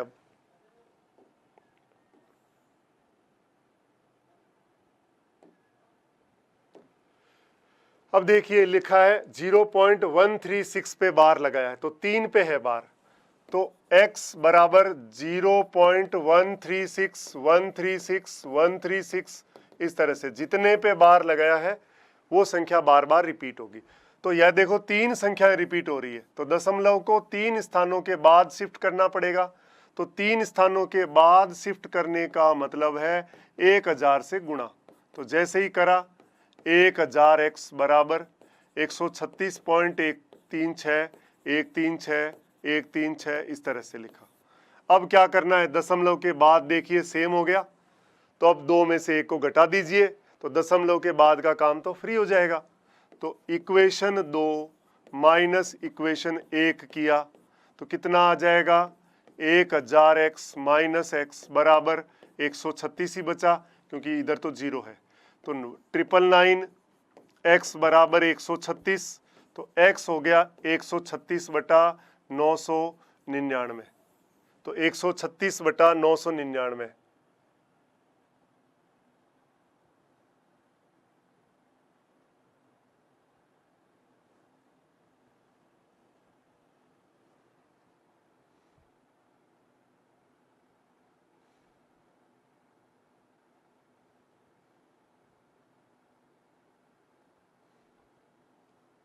सवाल में कुछ न कुछ करेक्शन है, इसीलिए ऑप्शन मैच नहीं कर रहा। ये हो सकता है केवल 2 पे बार हो, तो 2 पे होगा तो अलग हिसाब से करना पड़ेगा। चलिए क्वेश्चन करके देखते हैं। क्वेश्चन अगर मैं ऐसा लूं 136 केवल इस पे बार लगाऊं तो क्या होगा, 0.1363636 ऐसा होगा। तो पहले तो दशमलव जहां रिपीटेशन होता है उससे जस्ट पहले लाना पड़ेगा। तो पहले क्या करना पड़ेगा, 10 से गुणा करना है, एक स्थान शिफ्ट करना है पहले। तो इक्वेशन 1 इंटू 10 किया तो 10x बराबर हो गया 1.3636 इस तरह से आया। अब देखो 2 अंक रिपीट हो रहे हैं, तो अब ये 2 स्थानों पे इधर लेके आना है। तो इक्वेशन 2 को किससे गुणा करनी पड़ेगी, 100 से। तो कितना हो जाएगा, 1000x बराबर 136.3636 इस तरह से आया। अब दशमलव के बाद देखो सेम आ गया, अब घटा दो। इक्वेशन 3 माइनस इक्वेशन 2 करें तो कितना आएगा, 1000x माइनस 10x बराबर, ये दशमलव के बाद वाला गया, 136 में से 1 गया, 135 आ गया। ये बच गया 990x बराबर 135। तो x बराबर 135/990, 5 का भाग चला जाएगा, 5 दूनी 10, 5 सत्ता 35, 5 एकम 5, 4 बच गया, 49 हो गया, 5 9 45, 4 बच गया, 27/198 आया। और जा रहा है क्या, 3 से और चला जाएगा, 3 से काटा तो 3 9 तिया 27, 3 से काटा 3 छंग 18, ये आ गया। और 3 से डिवाइड हो जाएगा, 3/22 आ जाएगा। पर बात वही है, सवाल कुछ और है, ये 1.3636 भी हो सकता है, जो भी है। खैर आपको मैंने, ये क्वेश्चन सही नहीं है, अगर ये क्वेश्चन के हिसाब से ये आंसर मैच नहीं करेगा। तो ये जो सवाल हमने लिया है इसके हिसाब से आंसर आएगा 136/999। और सवाल अगर ऐसा ले लूं 1.36 पे बार लगा दूं तब क्या हो जाएगा, तो आंसर आएगा 3/22 आएगा। इसको भी देख सकते हैं, ये भी अपन आराम से कर सकते हैं। तो क्या है, x बराबर है 0.375375 जिस पे बार लगा है वो रिपीट होता जाएगा। तो 3 डिजिट रिपीट हो रहा है, तो क्या करो, पॉइंट को यहाँ लाना पड़ेगा। तो क्या करें, उसके लिए इक्वेशन 1 को 1 के बाद 000 1000 से गुणा कर दो। तो 1000x कितना हो गया, 375.375, 375, 375 और आगे तक जाएगा। तो देखो रिपीटेशन डेसिमल के बाद का सेम हो गया, इसको 2 नंबर कहा, तो इक्वेशन 2 माइनस इक्वेशन 1 कहा, तो कितना आया 1000 माइनस 1000x माइनस एक्स बराबर 375, तो 999x बराबर हो गया 375, तो x आ जाएगा 375 बटा 999। अब इसमें देख लो डिवाइड हो रहा है क्या, 3 से 5 और 7 12 और 3 15, अंकों का योग में अगर 3 का भाग जा रहा है तो मतलब 3 का भाग जाएगा। तो 3 से लगाया, एक बार गया, ये 2 बार गया, 3 दूनी 6, एक बच गया 15, 3 बचे 15, ये हो गया, ये आया 125 बटा 333। तो इस क्वेश्चन में भी करेक्शन है, तो ये आंसर आएगा इसका। तो इसमें यहां लिख देता हूं मैं, आंसर है 125 बटा 333। अब नहीं जाएगा क्योंकि 5 2 7 और 1 8 है, तो ये आंसर आया। अब इसका मतलब ये हो गया 0 पॉइंट जैसे 1 2 3 बार लगाया, 2 पे देखा था तो हमने उसका आंसर क्या लिखा, वो हटा, जैसे अभी लिखा था 0.59 है, इस पे बार लगाया तो आंसर आया 59/99। 0.12 पे बार लगाया तो 12/99 आएगा। 0.71 पे बार लगाया तो ये हो गया 71/99। अब 3 वाला है तो 123/999 आएगा। 0 पॉइंट मान लो 125 पे बार लगाया तो 125/999 आएगा। 0.573 का बार है तो 573/999 आएगा। तो ये आप देख सकते हो एक पैटर्न के क्वेश्चन डायरेक्ट आंसर। और 2 वाले आप देख सकते हो, एक वाला लिखा ही था 0.3 बार है तो 3/9 यानी 1/3 आया था। 0.7 बार है तो ये सीधा 7/9 लिख सकते हो आप। 0.5 बार है तो 5/9 लिख सकते हो आंसर। तो डेसिमल के बाद डायरेक्ट रिपीट हो रही है संख्या तो उसका तो हम सीधा लिख सकते हैं, बाकी हमने मेथड देखा ही है, उसके अकॉर्डिंग करना है।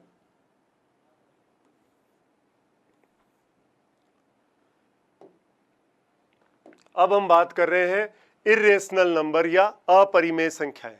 अपरिमेय संख्याएं या इर्रेशनल नंबर क्या होता है, वे संख्याएं जिन्हें p/q रूप में व्यक्त नहीं कर सकते, p और q पूर्णांक है, q ≠ 0 हो तो अपरिमेय संख्याएं कहलाती है। जैसे पाई, √2, √3, √5 इस तरह की संख्याएं हमने लिखी।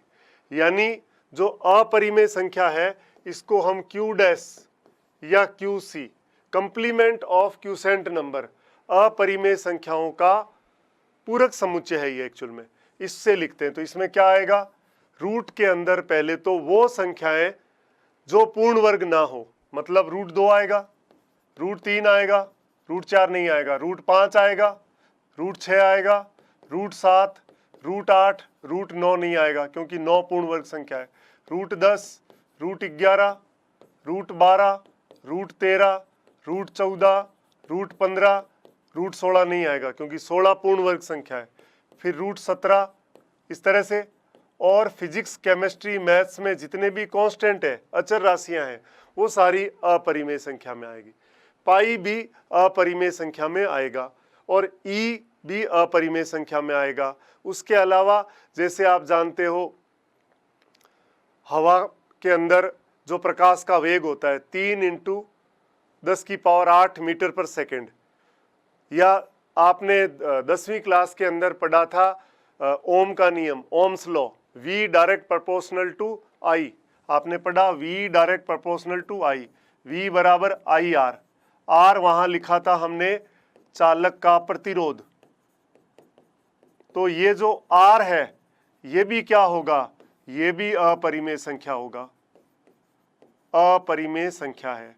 यानी फिजिक्स, केमिस्ट्री, मैथमेटिक्स में जितने भी कांस्टेंट हम यूज करते हैं वो सारे इर्रेशनल नंबर या अपरिमेय संख्या है। पाई और ई भी अपरिमेय संख्या है। अब बात पाई की, जो कहानी की बात हम कर रहे थे, अब मैं आपको बता सकता हूं। उससे पहले एक चीज मैं और लिख देता हूं, क्या कि अपरिमेय संख्याओं की डेफिनेशन कि अपरिमेय संख्याओं को दशमलव के रूप में प्रदर्शित किया जाए तो यह क्या है? अशांत है। अशांत का मतलब अंत रहित है, एंड खत्म, एंड नहीं आएगा, अंत रहित या अंतहीन कह लो, अशांत अनावृत्ति दशमलव संख्या होती है। इसका मतलब ये हुआ कि दशमलव के बाद अंकों का रिपीटेशन जो आएगा वो एक निश्चित नियम के अनुसार नहीं आएगा, तो वो कहलाता है अशांत अनावृत्ति दशमलव संख्या। तो अपरिमेय संख्या जब हम दशमलव के रूप में प्रदर्शित करते हैं तो ये कहते हैं कि अंकों की पुनरावृत्ति बिना किसी निश्चित नियम के दशमलव के बाद आती रहती है, तो उसको हम कहते हैं अपरिमेय संख्या। ये हमें ध्यान रखना है। अब हम पाई की बात करें तो पाई हमने कहा कि जो परिमेय संख्या है दशमलव के बाद अंकों का रिपीटेशन एक निश्चित नियम से हो, तो जो इंडियन मैथमेटिशियन था रामानुजन, उसने इस पाई को परिमेय प्रूव कर दिया। कैसे? उसने पाई की जो वैल्यू निकाली उसमें दशमलव के 100 स्थानों के बाद अंकों का रिपीटेशन एक निश्चित नियम के अनुसार होने लग गया। तो डेफिनेशन के हिसाब से तो निश्चित रूप से वो एक परिमेय संख्या है, क्योंकि परिमेय संख्या की डेफिनेशन में ये नहीं कहा था कि दशमलव के बाद अंकों का रिपीटेशन जो है एक निश्चित नियम के अनुसार कितने अंकों के बाद होना चाहिए, तो कितने भी हो सकते हैं, तो 100 के बाद भी हो सकता है। तो हिसाब से उसने पाई को परिमेय प्रूव कर दिया, सबने मान लिया, ओके। लेकिन परिमेय की तरह उसको ट्रीट करना बहुत मुश्किल हो गया। कैसे? अभी जैसे एमएससी तक अपन मैथमेटिक्स पढ़ते हैं तब भी दशमलव के 10 से 15 स्थानों के बाद हम कैलकुलेट नहीं करते। साइंटिफिक कैलकुलेटर में डेसिमल के 10, 5, 15 या 20 हाईएस्ट, उसके बाद हम उसका यूज नहीं करते। तो सोचो दशमलव के 100 अंकों के बाद रिपीटेशन हो रहा है, उसको हम p/q रूप में लिखेंगे तो कितनी बड़ी संख्या होगी, तो कैलकुलेशन को बहुत टफ हो जाएगी वो। तो उस टफ कैलकुलेशन को इजी करने के लिए दशमलव इस पाई को अपरिमेय की श्रेणी में डाल दिया गया। तो एग्जाम में आए तो पाई जो है सदैव क्या लेनी है? एक इरेशनल नंबर या अपरिमेय संख्या लेनी है, ये ध्यान रखने वाली बात है। और जो 22/7 और 3.14 है वो लगभग मान लिया जाता है, वो एग्जैक्ट मान नहीं होता, ये ध्यान रखना। अब हम अपरिमेय संख्याओं की कुछ प्रॉपर्टी की बात करें। देखिए, प्रॉपर्टीज ऑफ इरेशनल नंबर, अपरिमेय संख्याओं के गुणधर्म। पहला लिखा है अपरिमेय संख्या प्रायः पूर्ण वर्ग संख्या नहीं होती। अपरिमेय संख्या का मतलब रूट के अंदर लिखी होती है, या दशमलव में आएगी तो दशमलव में आएगी, तो पूर्ण वर्ग होने का कोई मतलब ही नहीं है। तो पहली प्रॉपर्टी ये है। दूसरे में लिखा है एक परिमेय और एक अपरिमेय संख्या का जोड़ और गुणा हमेशा एक अपरिमेय संख्या होगी। अपरिमेय संख्या, एक अपरिमेय और एक परिमेय संख्याओं का गुणनफल सदैव क्या होगा? एक अपरिमेय होगा, और योग भी अपरिमेय होगा, ध्यान रखना। गुणा और योग दोनों क्या होगा? अपरिमेय होगा। अपरिमेय संख्याओं को p/q रूप में प्रदर्शित नहीं कर सकते, क्योंकि p/q तो परिमेय संख्याओं को करते हैं, अपरिमेय को नहीं कर सकते, बिल्कुल ओके है। दो अपरिमेय संख्याओं का गुणनफल परिमेय भी हो सकता है और अपरिमेय कुछ भी हो सकता है। क्या सर ये बात समझ नहीं आई, क्या कहना चाहते हो? दो अपरिमेय संख्याओं का गुणनफल परिमेय भी हो सकता है और अपरिमेय भी हो सकता है। कैसे? देखिए मैं उदाहरण से समझाता हूं। मान लिया मैंने दो संख्याएं ली, एक ली 2√3 और एक ली 5√3 सपोज। तो ये संख्याएं तो अलग अलग है, लेकिन जब गुणा करूंगा तो 5 × 2 10 × 3 30 आ गया। तो ये क्या आ गई? ये परिमेय आ गई। यानी संख्या मैं इस तरह से लूं कि रूट हट जाए, तो ये क्या है? ये परिमेय है। और मैं वैसे लूं 2√3 और 3√5, अब इन संख्याओं का करूंगा तो 6√15, तो ये क्या आया, ये अपरिमेय है। तो इसका मतलब ये है कि दो अपरिमेय संख्याओं का गुणा कुछ भी हो सकता है, परिमेय भी हो सकता है और अपरिमेय भी हो सकता है। तो ये तो रेशनल है और ये इरेशनल है। ऐसे ही दो भिन्न अपरिमेय संख्याओं का अनुपात परिमेय या अपरिमेय कुछ भी हो सकता है। कैसे, दो अलग अलग अपरिमेय संख्या ली मैंने, 2√3 ले ली और एक 5√3 ले ली। अब मैंने इसका अनुपात किया तो 2/5 आया, मतलब ये क्या आया, ये एक परिमेय संख्या आ गई। और मान लो मैं संख्याएं इस तरह से जानबूझ के लिया कि रूट वाला कट जाए तो परिमेय आ गया। और मान लो संख्या ऐसी हो √5/√7 ले लिया, अलग अलग है, तो ये क्या है, √5/7, तो ये क्या है, ये एक अपरिमेय संख्या है। तो इसका मतलब दो अलग अलग अपरिमेय संख्याओं का अनुपात परिमेय भी हो सकता है और अपरिमेय भी हो सकता है। ये बात मैंने आपको समझाई है।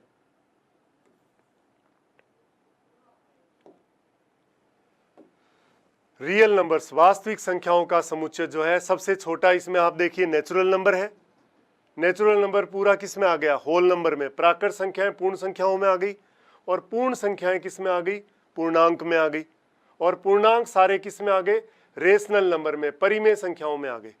और अपरिमेय संख्याएं अलग है, परिमेय और अपरिमेय दोनों को मिलाया जाए तो वो बनता है वास्तविक संख्याएं, मतलब वास्तविक संख्याएं या रियल नंबर्स। रियल नंबर्स जो है इसको आर से रिप्रेजेंट करते हैं। तो आर क्या होता है, परिमेय यानी क्यू और अपरिमेय दोनों का यूनियन। यूनियन का मतलब कंबाइंड करना, इन दोनों को एक डब्बे में कर दिया, ये पूरी हो गई रियल नंबर। इसको हम लिखना चाहें -अनंत से अनंत छोटे ब्रैकेट में, अंतराल के रूप में भी इसको लिखा जा सकता है। और इसका मतलब है पूरी संख्या रेखा -अनंत से +अनंत, इसमें 0, 1, 2, 3, -1, -2, मैं इसको डार्क कर रहा हूं, मतलब पूरी नंबर लाइन है। कि सर ये तो खाली पूर्णांक है, पूर्णांक नहीं है, इसके अलावा भी इसमें खूब सारी संख्या है।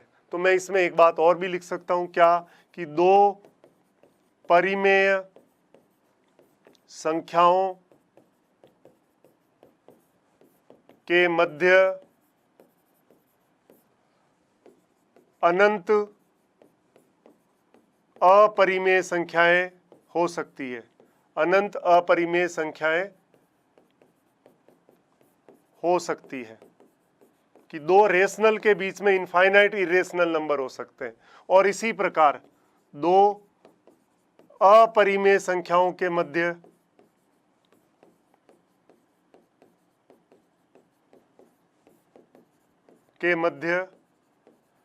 अनंत परिमेय संख्याएं हो सकती है।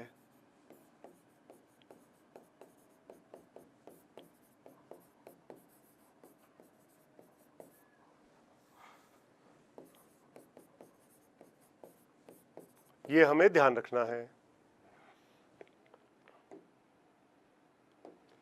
अब देखिए क्या क्वेश्चन लिखा है, निम्नलिखित में से अपरिमेय है। अपरिमेय कौन सी होती है, बताई थी मैंने आपको। पहली बात तो शांत तो होती नहीं, दशमलव के बाद रिपीट होती है, अशांत हो गई। आवर्ती नहीं होगी, क्योंकि आवर्ती का मतलब होता है रिकरिंग। रिकरिंग का मतलब है कि दशमलव के बाद अंकों की जो पुनरावृत्ति हो रही है वो एक फिक्स पैटर्न में निश्चित नियम से हो, तो नियम तो होता ही नहीं। तो आप कहोगे सबसे पहले तो अशांत, उसके बाद कहोगे अनावर्ती, यानी बिना किसी नियम के आती है। और दशमलव, अशांत अनावर्ती दशमलव कौन सा है देखो, या आवर्ती अशांत दशमलव एक ही बात है, तो ये आंसर है। तो आवृत्ति नहीं, अनावर्ती अशांत, भाई आवर्ती तो होती नहीं, आवर्ती तो किस में होती है, परिमेय में। शांत दशमलव और आवर्ती अशांत दशमलव ये दोनों किसके हैं, परिमेय के पार्ट है। तो क्यू डैश अपने को चाहिए अपरिमेय, यानी क्यू डैश या क्यू सी, वो कौन सा होता है, अनावर्ती अशांत दशमलव। ये फिक्स है, ये हम जानते हैं।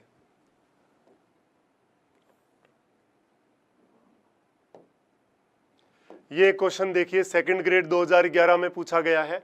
एक अशून्य परिमेय व अपरिमेय संख्याओं का गुणनफल क्या होता है।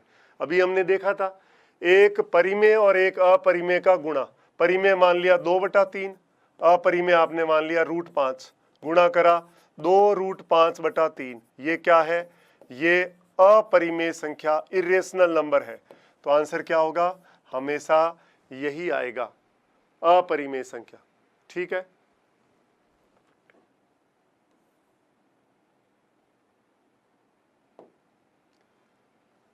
अब देखिए रियल नंबर्स के बारे में हम बात कर रहे थे कि वे संख्याएं जिनका वर्ग करने पर धनात्मक संख्या प्राप्त होती है वास्तविक संख्याएं कहलाती है। और हमने इसको R से रिप्रेजेंट किया था और मैंने इसको लिखा था Q यूनियन Q डैश, या फिर माइनस अनंत से प्लस अनंत, या पूरी संख्या रेखा, वो रियल नंबर से रियल लाइन होती है। परिमेय और अपरिमेय संख्याओं को सम्मिलित रूप ही वास्तविक संख्याएं कहलाती है। लिख दिया, ये परिमेय और ये अपरिमेय का सम्मिलित रूप, यानी यूनियन करना, इकट्ठा करना। तो ये आप देख सकते हैं।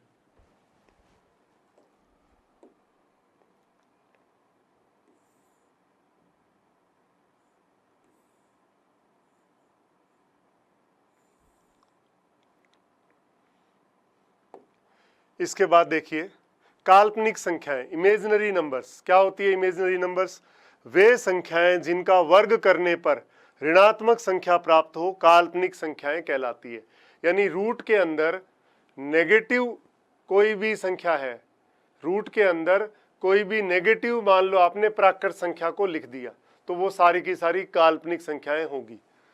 वर्गमूल के अंदर ऋणात्मक संख्या का होना काल्पनिक संख्या को प्रदर्शित करता है। तो सम्मिश्र संख्याएं जो है वही काल्पनिक संख्याएं होती है। काल्पनिक संख्याएं कौन सी बताइए आपको, इमेजिनरी नंबर्स जो है √-1, इसको हम आयोटा से रिप्रेजेंट करते हैं, आयोटा बोलते हैं इसको। ये काल्पनिक क्वांटिटी है। रूट में -2 का मतलब क्या है, √2 इंटू, ये है क्या 2 इंटू -1 लिख सकता हूं, तो √2 इंटू √-1, तो ये होता है √2 आयोटा काल्पनिक संख्या। √-3 का मतलब √3, रूट में माइनस आते उसको आयोटा काल्पनिक संख्या लिखते हैं। √-4, तो 4 का वर्गमूल 2 और रूट में माइनस आ गया मतलब आयोटा। √-5 मतलब √5 आयोटा। ये सारी क्या कहलाती है, काल्पनिक संख्याएं कहलाती है। तो ये आप देख सकते हो कि काल्पनिक संख्या क्या है।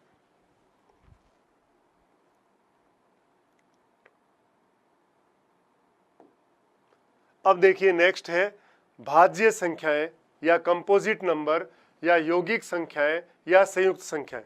क्या होती है, ऐसी संख्याएं जिसमें एक व संख्या स्वयं के अलावा अन्य किसी संख्या का भी भाग पूरा जाए, भाज्य या यौगिक या कंपोजिट या संयुक्त संख्याएं कहलाती है।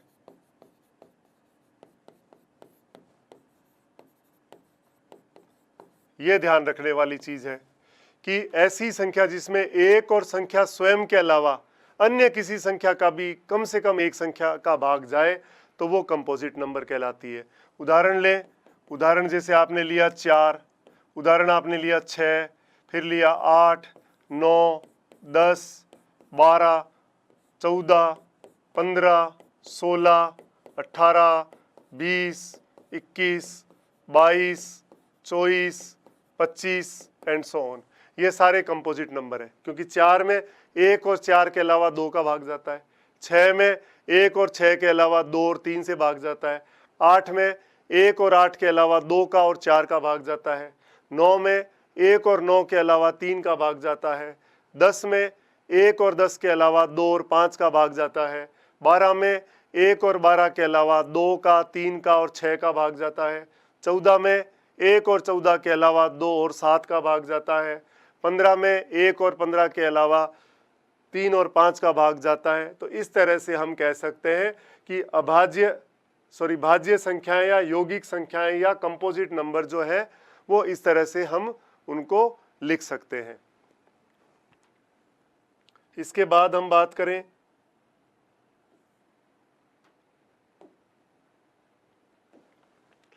प्राइम नंबर्स या अभाज्य संख्याएं। क्या होती है अभाज्य संख्याएं? वे धनात्मक पूर्णांक जिनके केवल 2 गुणनखंड हो अभाज्य संख्याएं कहलाती है। अर्थात उस संख्या में केवल 1 का और उस संख्या स्वयं का भाग पूरा पूरा जाए और किसी भी संख्या का भाग न जाए, वो कहलाती है रूढ़ संख्याएं या अभाज्य संख्याएं या प्राइम नंबर्स। वे संख्याएं जिसमें स्वयं एवं 1 के अलावा किसी भी संख्या का भाग पूरा पूरा नहीं जाता, अभाज्य संख्या कहलाती है। जैसे 2, 3, 5, 7, 11, 13, 17, 19, 23, 29, 31, उसके बाद 37, उसके बाद 41, 43, 47, इस तरह से 53, 59, इस तरह की संख्या है। तो ये हमें पता है। और देखो सबसे छोटी अभाज्य संख्या कौन सी है? सबसे छोटी अभाज्य संख्या, सबसे छोटी अभाज्य संख्या क्या है? 2 है। 2 एकमात्र सम अभाज्य संख्या है। 2 क्या है? एकमात्र सम अभाज्य संख्या है। बाकी सारी अभाज्य संख्याएं आप देख सकते हो विषम अभाज्य संख्याएं हैं। और एक जो होता है 1, वो ना तो भाज्य में काउंट करते हैं ना ही अभाज्य में काउंट करते हैं। ये हमें ध्यान होना चाहिए। उसके अलावा जो अभाज्य संख्या है उसको हम 4n-1 या 4n-3 के रूप में प्रदर्शित कर सकते हैं। आगे लिखेंगे तो अभाज्य संख्याओं का मतलब है कि वो संख्याएं जो जिसमें केवल 1 का और उस संख्या स्वयं का भाग जाए, उसके अलावा किसी का भाग नहीं जाए, तो वो कहलाती है अभाज्य संख्याएं। और वे धनात्मक पूर्णांक जिसके केवल 2 गुणनखंड हो, मतलब 3 है तो 1 × 3, 2 है तो 1 × 2, 5 है तो 1 × 5, 2 संख्याओं के गुणा के रूप में प्रदर्शित कर सकते हैं। उसके लिए हमने कहा रूढ़ संख्याएं, अभाज्य संख्याएं या प्राइम नंबर्स। तो अभाज्य संख्या के बारे में हम बात कर रहे थे। अब देखिए इसमें ये कुछ डेटा है, हमारे बड़े काम का है। 1 से 25 तक टोटल कितनी अभाज्य संख्या होती है? 9। कौन कौन सी होती है पता है? 1 से 25 तो देखो 2, 3, 5, 7, 11, 13, 13 के बाद 17, 19, 19 के बाद में 23, 1, 2, 3, 4, 5, 6, 7, 8, 9। तो ये 9 अभाज्य संख्या 1 से 25 के बीच में होती है।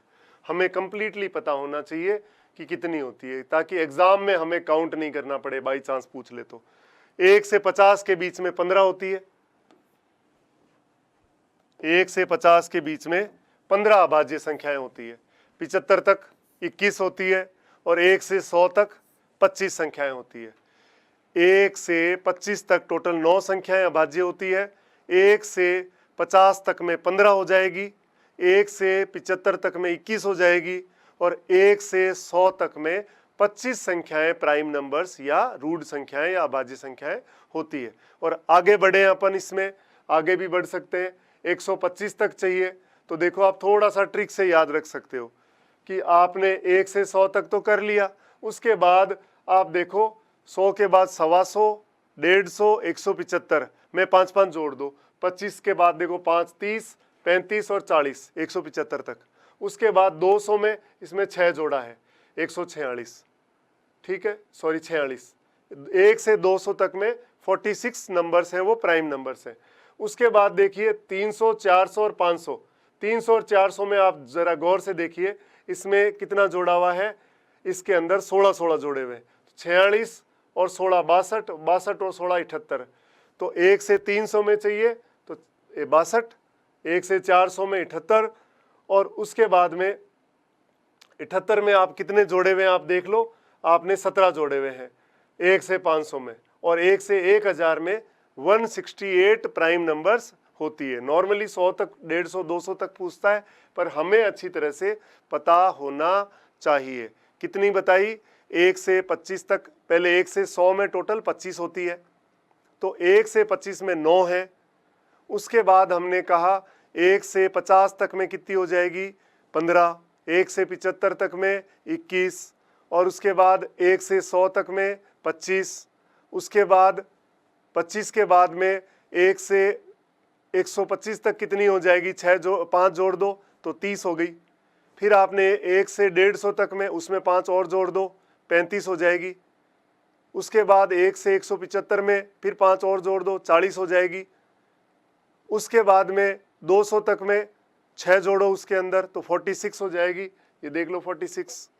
उसके बाद 200 तक हो गया, फिर हमने 300 तक की बात करी, तो 300 तक में और क्या करें आगे? अब उसके अंदर हमने 46 में 16 जोड़ो सीधा, तो कितना हो जाएगा? 62। तो 1 से 300 में 62 आया। 1 से 400 में चाहिए तो फिर 16 जोड़ दो, तो 1 से 400 में कितना हो गया? 62 और 16 78। फिर 1 से 500 में चाहिए तो 78 में आप 17 जोड़ दो तो 95 आएगा। और 1 से 1000 तक 168 प्राइम नंबर्स होती है। ये हमें ध्यान रखना है, अपडेट रखना है, ताकि क्वेश्चन आए तो हमें काउंट नहीं करना पड़े।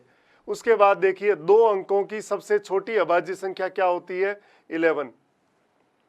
और 1 अंक की सबसे छोटी संख्या 2 है, और 2 एकमात्र सम अभाज्य संख्या है।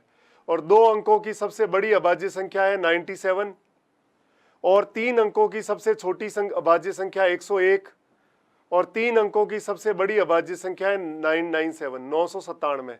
तो ये ध्यान रखना है, 1 अंक की सबसे छोटी अभाज्य संख्या है 2, और 2 एकमात्र जो है सम अभाज्य संख्या है। 1 अंक की सबसे बड़ी अभाज्य संख्या कितनी होती है? 7। 2 अंकों की सबसे छोटी अभाज्य संख्या 11, 2 अंकों की सबसे बड़ी अभाज्य संख्या 97, 3 अंकों की सबसे छोटी अभाज्य संख्या 101, और 3 अंकों की सबसे बड़ी अभाज्य संख्या 997 होती है। ये हमें ध्यान रखना है ताकि कोई भी दिक्कत ना आए, क्वेश्चन हम फटाफट कर सकें। इनको नोट कर लो।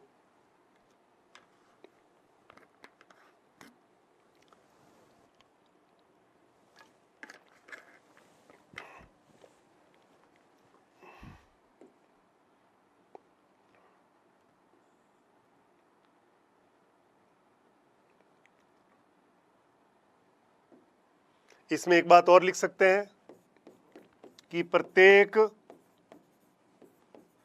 अभाज्य संख्या को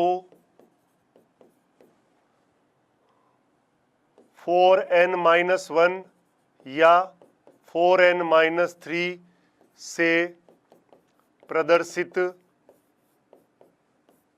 किया जा सकता है।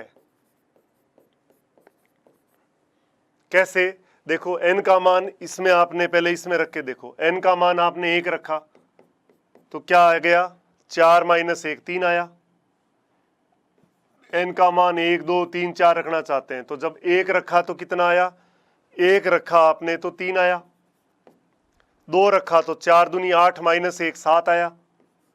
3 रखा 4 तिया 12 - 1 11 आया। 4 रखा, अभाज्य संख्या को इस रूप में प्रदर्शित किया जा सकता है। मतलब इनमें अभाज्य संख्या सारी कवर हो जाएगी, कुछ एक्स्ट्रा भी हो रही है लेकिन अभाज्य संख्या सारी की सारी इस फॉर्मेट में आ जाएगी। जैसे 3 7 11 तो इसमें आया। फिर अगर 5 रखेंगे, आपने कितना रखा? 3 रख दिया। 4 रखा तो अभाज्य संख्या नहीं आ रही, देखो 4 चौक 16 - 1 15 आ रही है। लेकिन 5 रखा, 5 चौके 20 - 1 19 आ गया। 5 रखने से 19 आया। उसके अलावा बाकी इसमें रखो, देखो n बराबर 1 रखा तो 1 तो प्राइम नंबर नहीं है।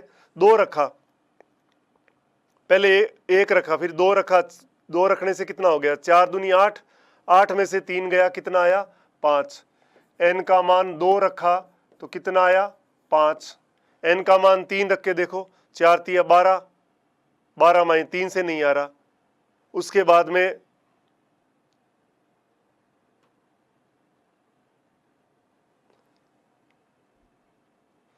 n का मान आपने इसमें कितना रखोगे, n का मान आपने 2 रखा, 3 से नहीं 4 रखो, 4 चौक 16, 16 माइनस 3 कितना हो जाएगा, 4 रखोगे तो 16 माइनस 3 13 आ जाएगा। फिर आपने इसमें 5 रखा, 5 रखा तो 5 चौक 20 माइनस 3 कितना हो गया, 17।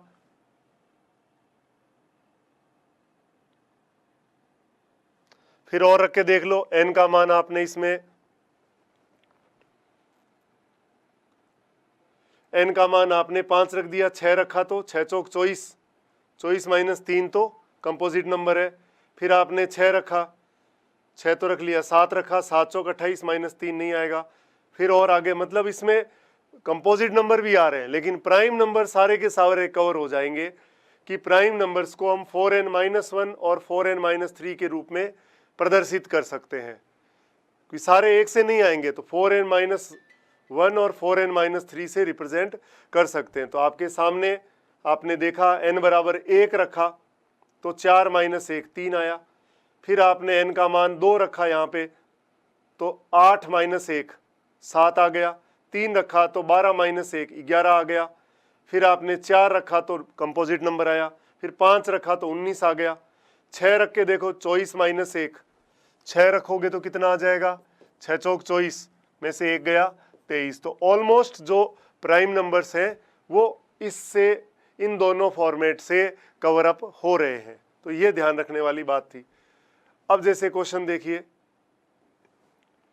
ये सेकंड ग्रेड 2013 में पूछा हुआ है कि प्रत्येक विषम अभाज्य संख्या, देखो विषम अभाज्य संख्या की बात कर रहा है, यानी जो पीछे हमने लिखा है प्रत्येक, यहां पे सम नहीं आया, विषम ही आ रहा है, क्योंकि 2 तो आ ही नहीं रहा। तो प्रत्येक विषम अभाज्य संख्या को 4n-1 और 4n-3 रूप में प्रदर्शित किया जा सकता है, क्योंकि 2 के अलावा देखो 3 आ गया, 5 आ गया, 7 आ गया, 7 के बाद 11 आ गया, 13 आ गया, 13 के बाद में 17 आ गया, 19 आ गया, 23 आ गया, सारे नंबर कवर हो रहे हैं। तो प्रत्येक विषम अभाज्य संख्या को 4n-1 या 4n-3 रूप में रिप्रेजेंट किया जा सकता है। तो आप देखिए सवाल यही था सेकंड ग्रेड 2013 में कि प्रत्येक विषम अभाज्य संख्या को किस रूप में होती है, किस रूप में होती है, ये पूछ रहा है। मतलब सारी अभाज्य संख्याएं, विषम अभाज्य संख्याएं कवर हो जानी चाहिए। तो अभी आपने देखा आपके सामने कि सारी अभाज्य संख्याएं इससे कवर हो रही है, हमने अभी कैलकुलेट किया। और रख के देख लो, इसमें रखो, देखो n का मान 1 2 3 4 5 6 7 8 रखा, n का मान 1 रखा तो 3 आया मान लो, n का मान 2 रखा तो 2 का स्क्वायर 4, 4 चौक 16 माइनस 1 15 आया। n का मान 3 रखा, 3 का स्क्वायर 9, 9 चौक 36 माइनस 1 35 आया। 4 रखा, 4 का स्क्वायर 16, 16 चौक 64 माइनस 1 63 आया। इस तरह से आ रहा है। तो इसमें तो खाली एक ही अभाज्य संख्या आई विषम वाली। इसमें रख के देखो, n का मान 1 रखा तो 4 माइनस 3 1 आया, ये तो नहीं होती। फिर आपने 2 रखा, 2 का स्क्वायर 4, 4 चौक 16, 16 माइनस 3 13 आया, ठीक है। फिर आपने 3 रखा, 3 का स्क्वायर 9, 9 चौक 36, 36 माइनस 3 33।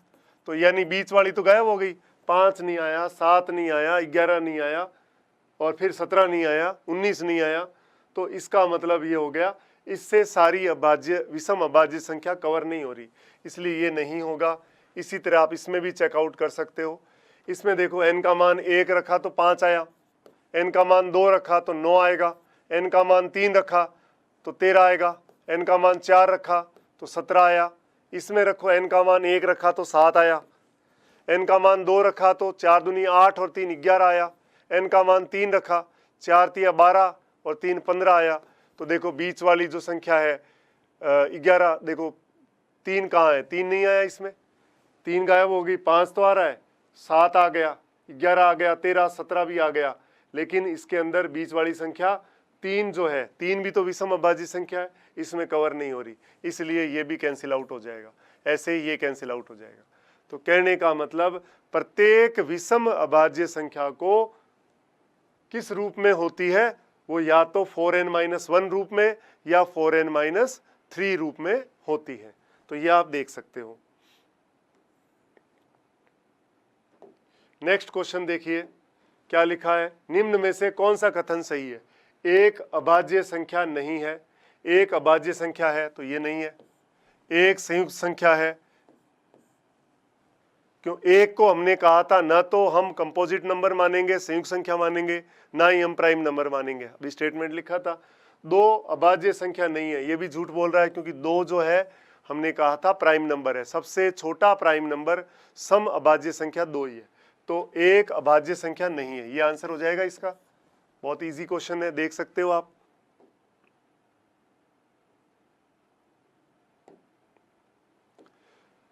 पच्चीस से कम अभाज्य संख्याएं कितनी होती है? अभी हमने देखा था 25 से कम जो है 9 अभाज्य संख्याएं थी। 50 तक कितनी आई थी? 50 तक कितनी आई थी? 15। और 75 तक आई थी 21। और 100 तक कितनी आई? 25। तो सीधा देखते ही टिक करने वाली बात है, इजीली कर सकते हैं।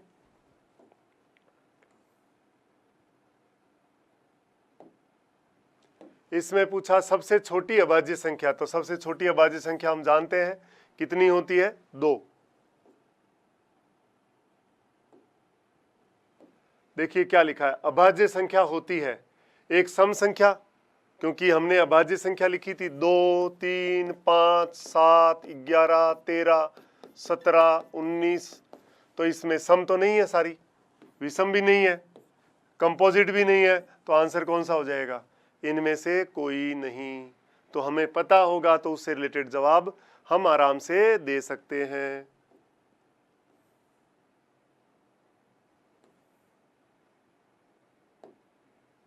अब देखिए एक और है, को प्राइम नंबर्स या रिलेटिवली प्राइम नंबर्स, सह अभाज्य संख्याएं। ऐसी दो संख्याएं जिनमें या जिनका मसप महत्तम समावर्त्य यानी HCF सदैव एक आए, सह अभाज्य संख्याएं कहलाती है। ऐसी दो संख्याएं जिनका मसप यानी HCF हमेशा एक आए, मतलब उनमें किसी भी संख्या का भाग एक के अलावा नहीं जाना चाहिए। दोनों संख्याओं में किसी एक संख्या का भाग पूरा पूरा नहीं जाना चाहिए, अर्थात HCF या मसप एक आए, तो वो कहलाती है सह अभाज्य संख्याएं। को प्राइम नंबर्स या रिलेटिवली प्राइम नंबर्स भी बोलते हैं। इसका मतलब ये हो गया, मसप कैसे निकालते हैं दो संख्याओं का? मसप का मतलब होता है वह बड़ी से बड़ी संख्या जिसका भाग दोनों में जाए, वो कहलाता है HCF, हाईएस्ट कॉमन फैक्टर, महत्तम समावर्त्य। तो ये ध्यान रखने वाली चीज है। एग्जाम्पल लें, आपने लिया 2 और 3, ये क्या है? रिलेटिवली प्राइम नंबर्स है। 4 और 9, इसमें भी आप देख सकते हो। आपने लिख दिया 5 और 11, 2 और 5, 3 और 7, 3 और 10, ये सारी क्या है? ये सारी जो है सह अभाज्य संख्याएं हैं, सह अभाज्य संख्याएं हैं। अब आप कहोगे सर ये 10 तो देखो अभाज्य नहीं है। अरे भैया, इंडिविजुअल भाज्य अभाज्य नहीं देखना, इन दोनों में एक के अलावा किसी संख्या का भाग नहीं जाना चाहिए पूरा पूरा, तो वो कहलाती है रिलेटिवली प्राइम नंबर्स या को प्राइम नंबर्स या सह अभाज्य संख्याएं। ठीक है।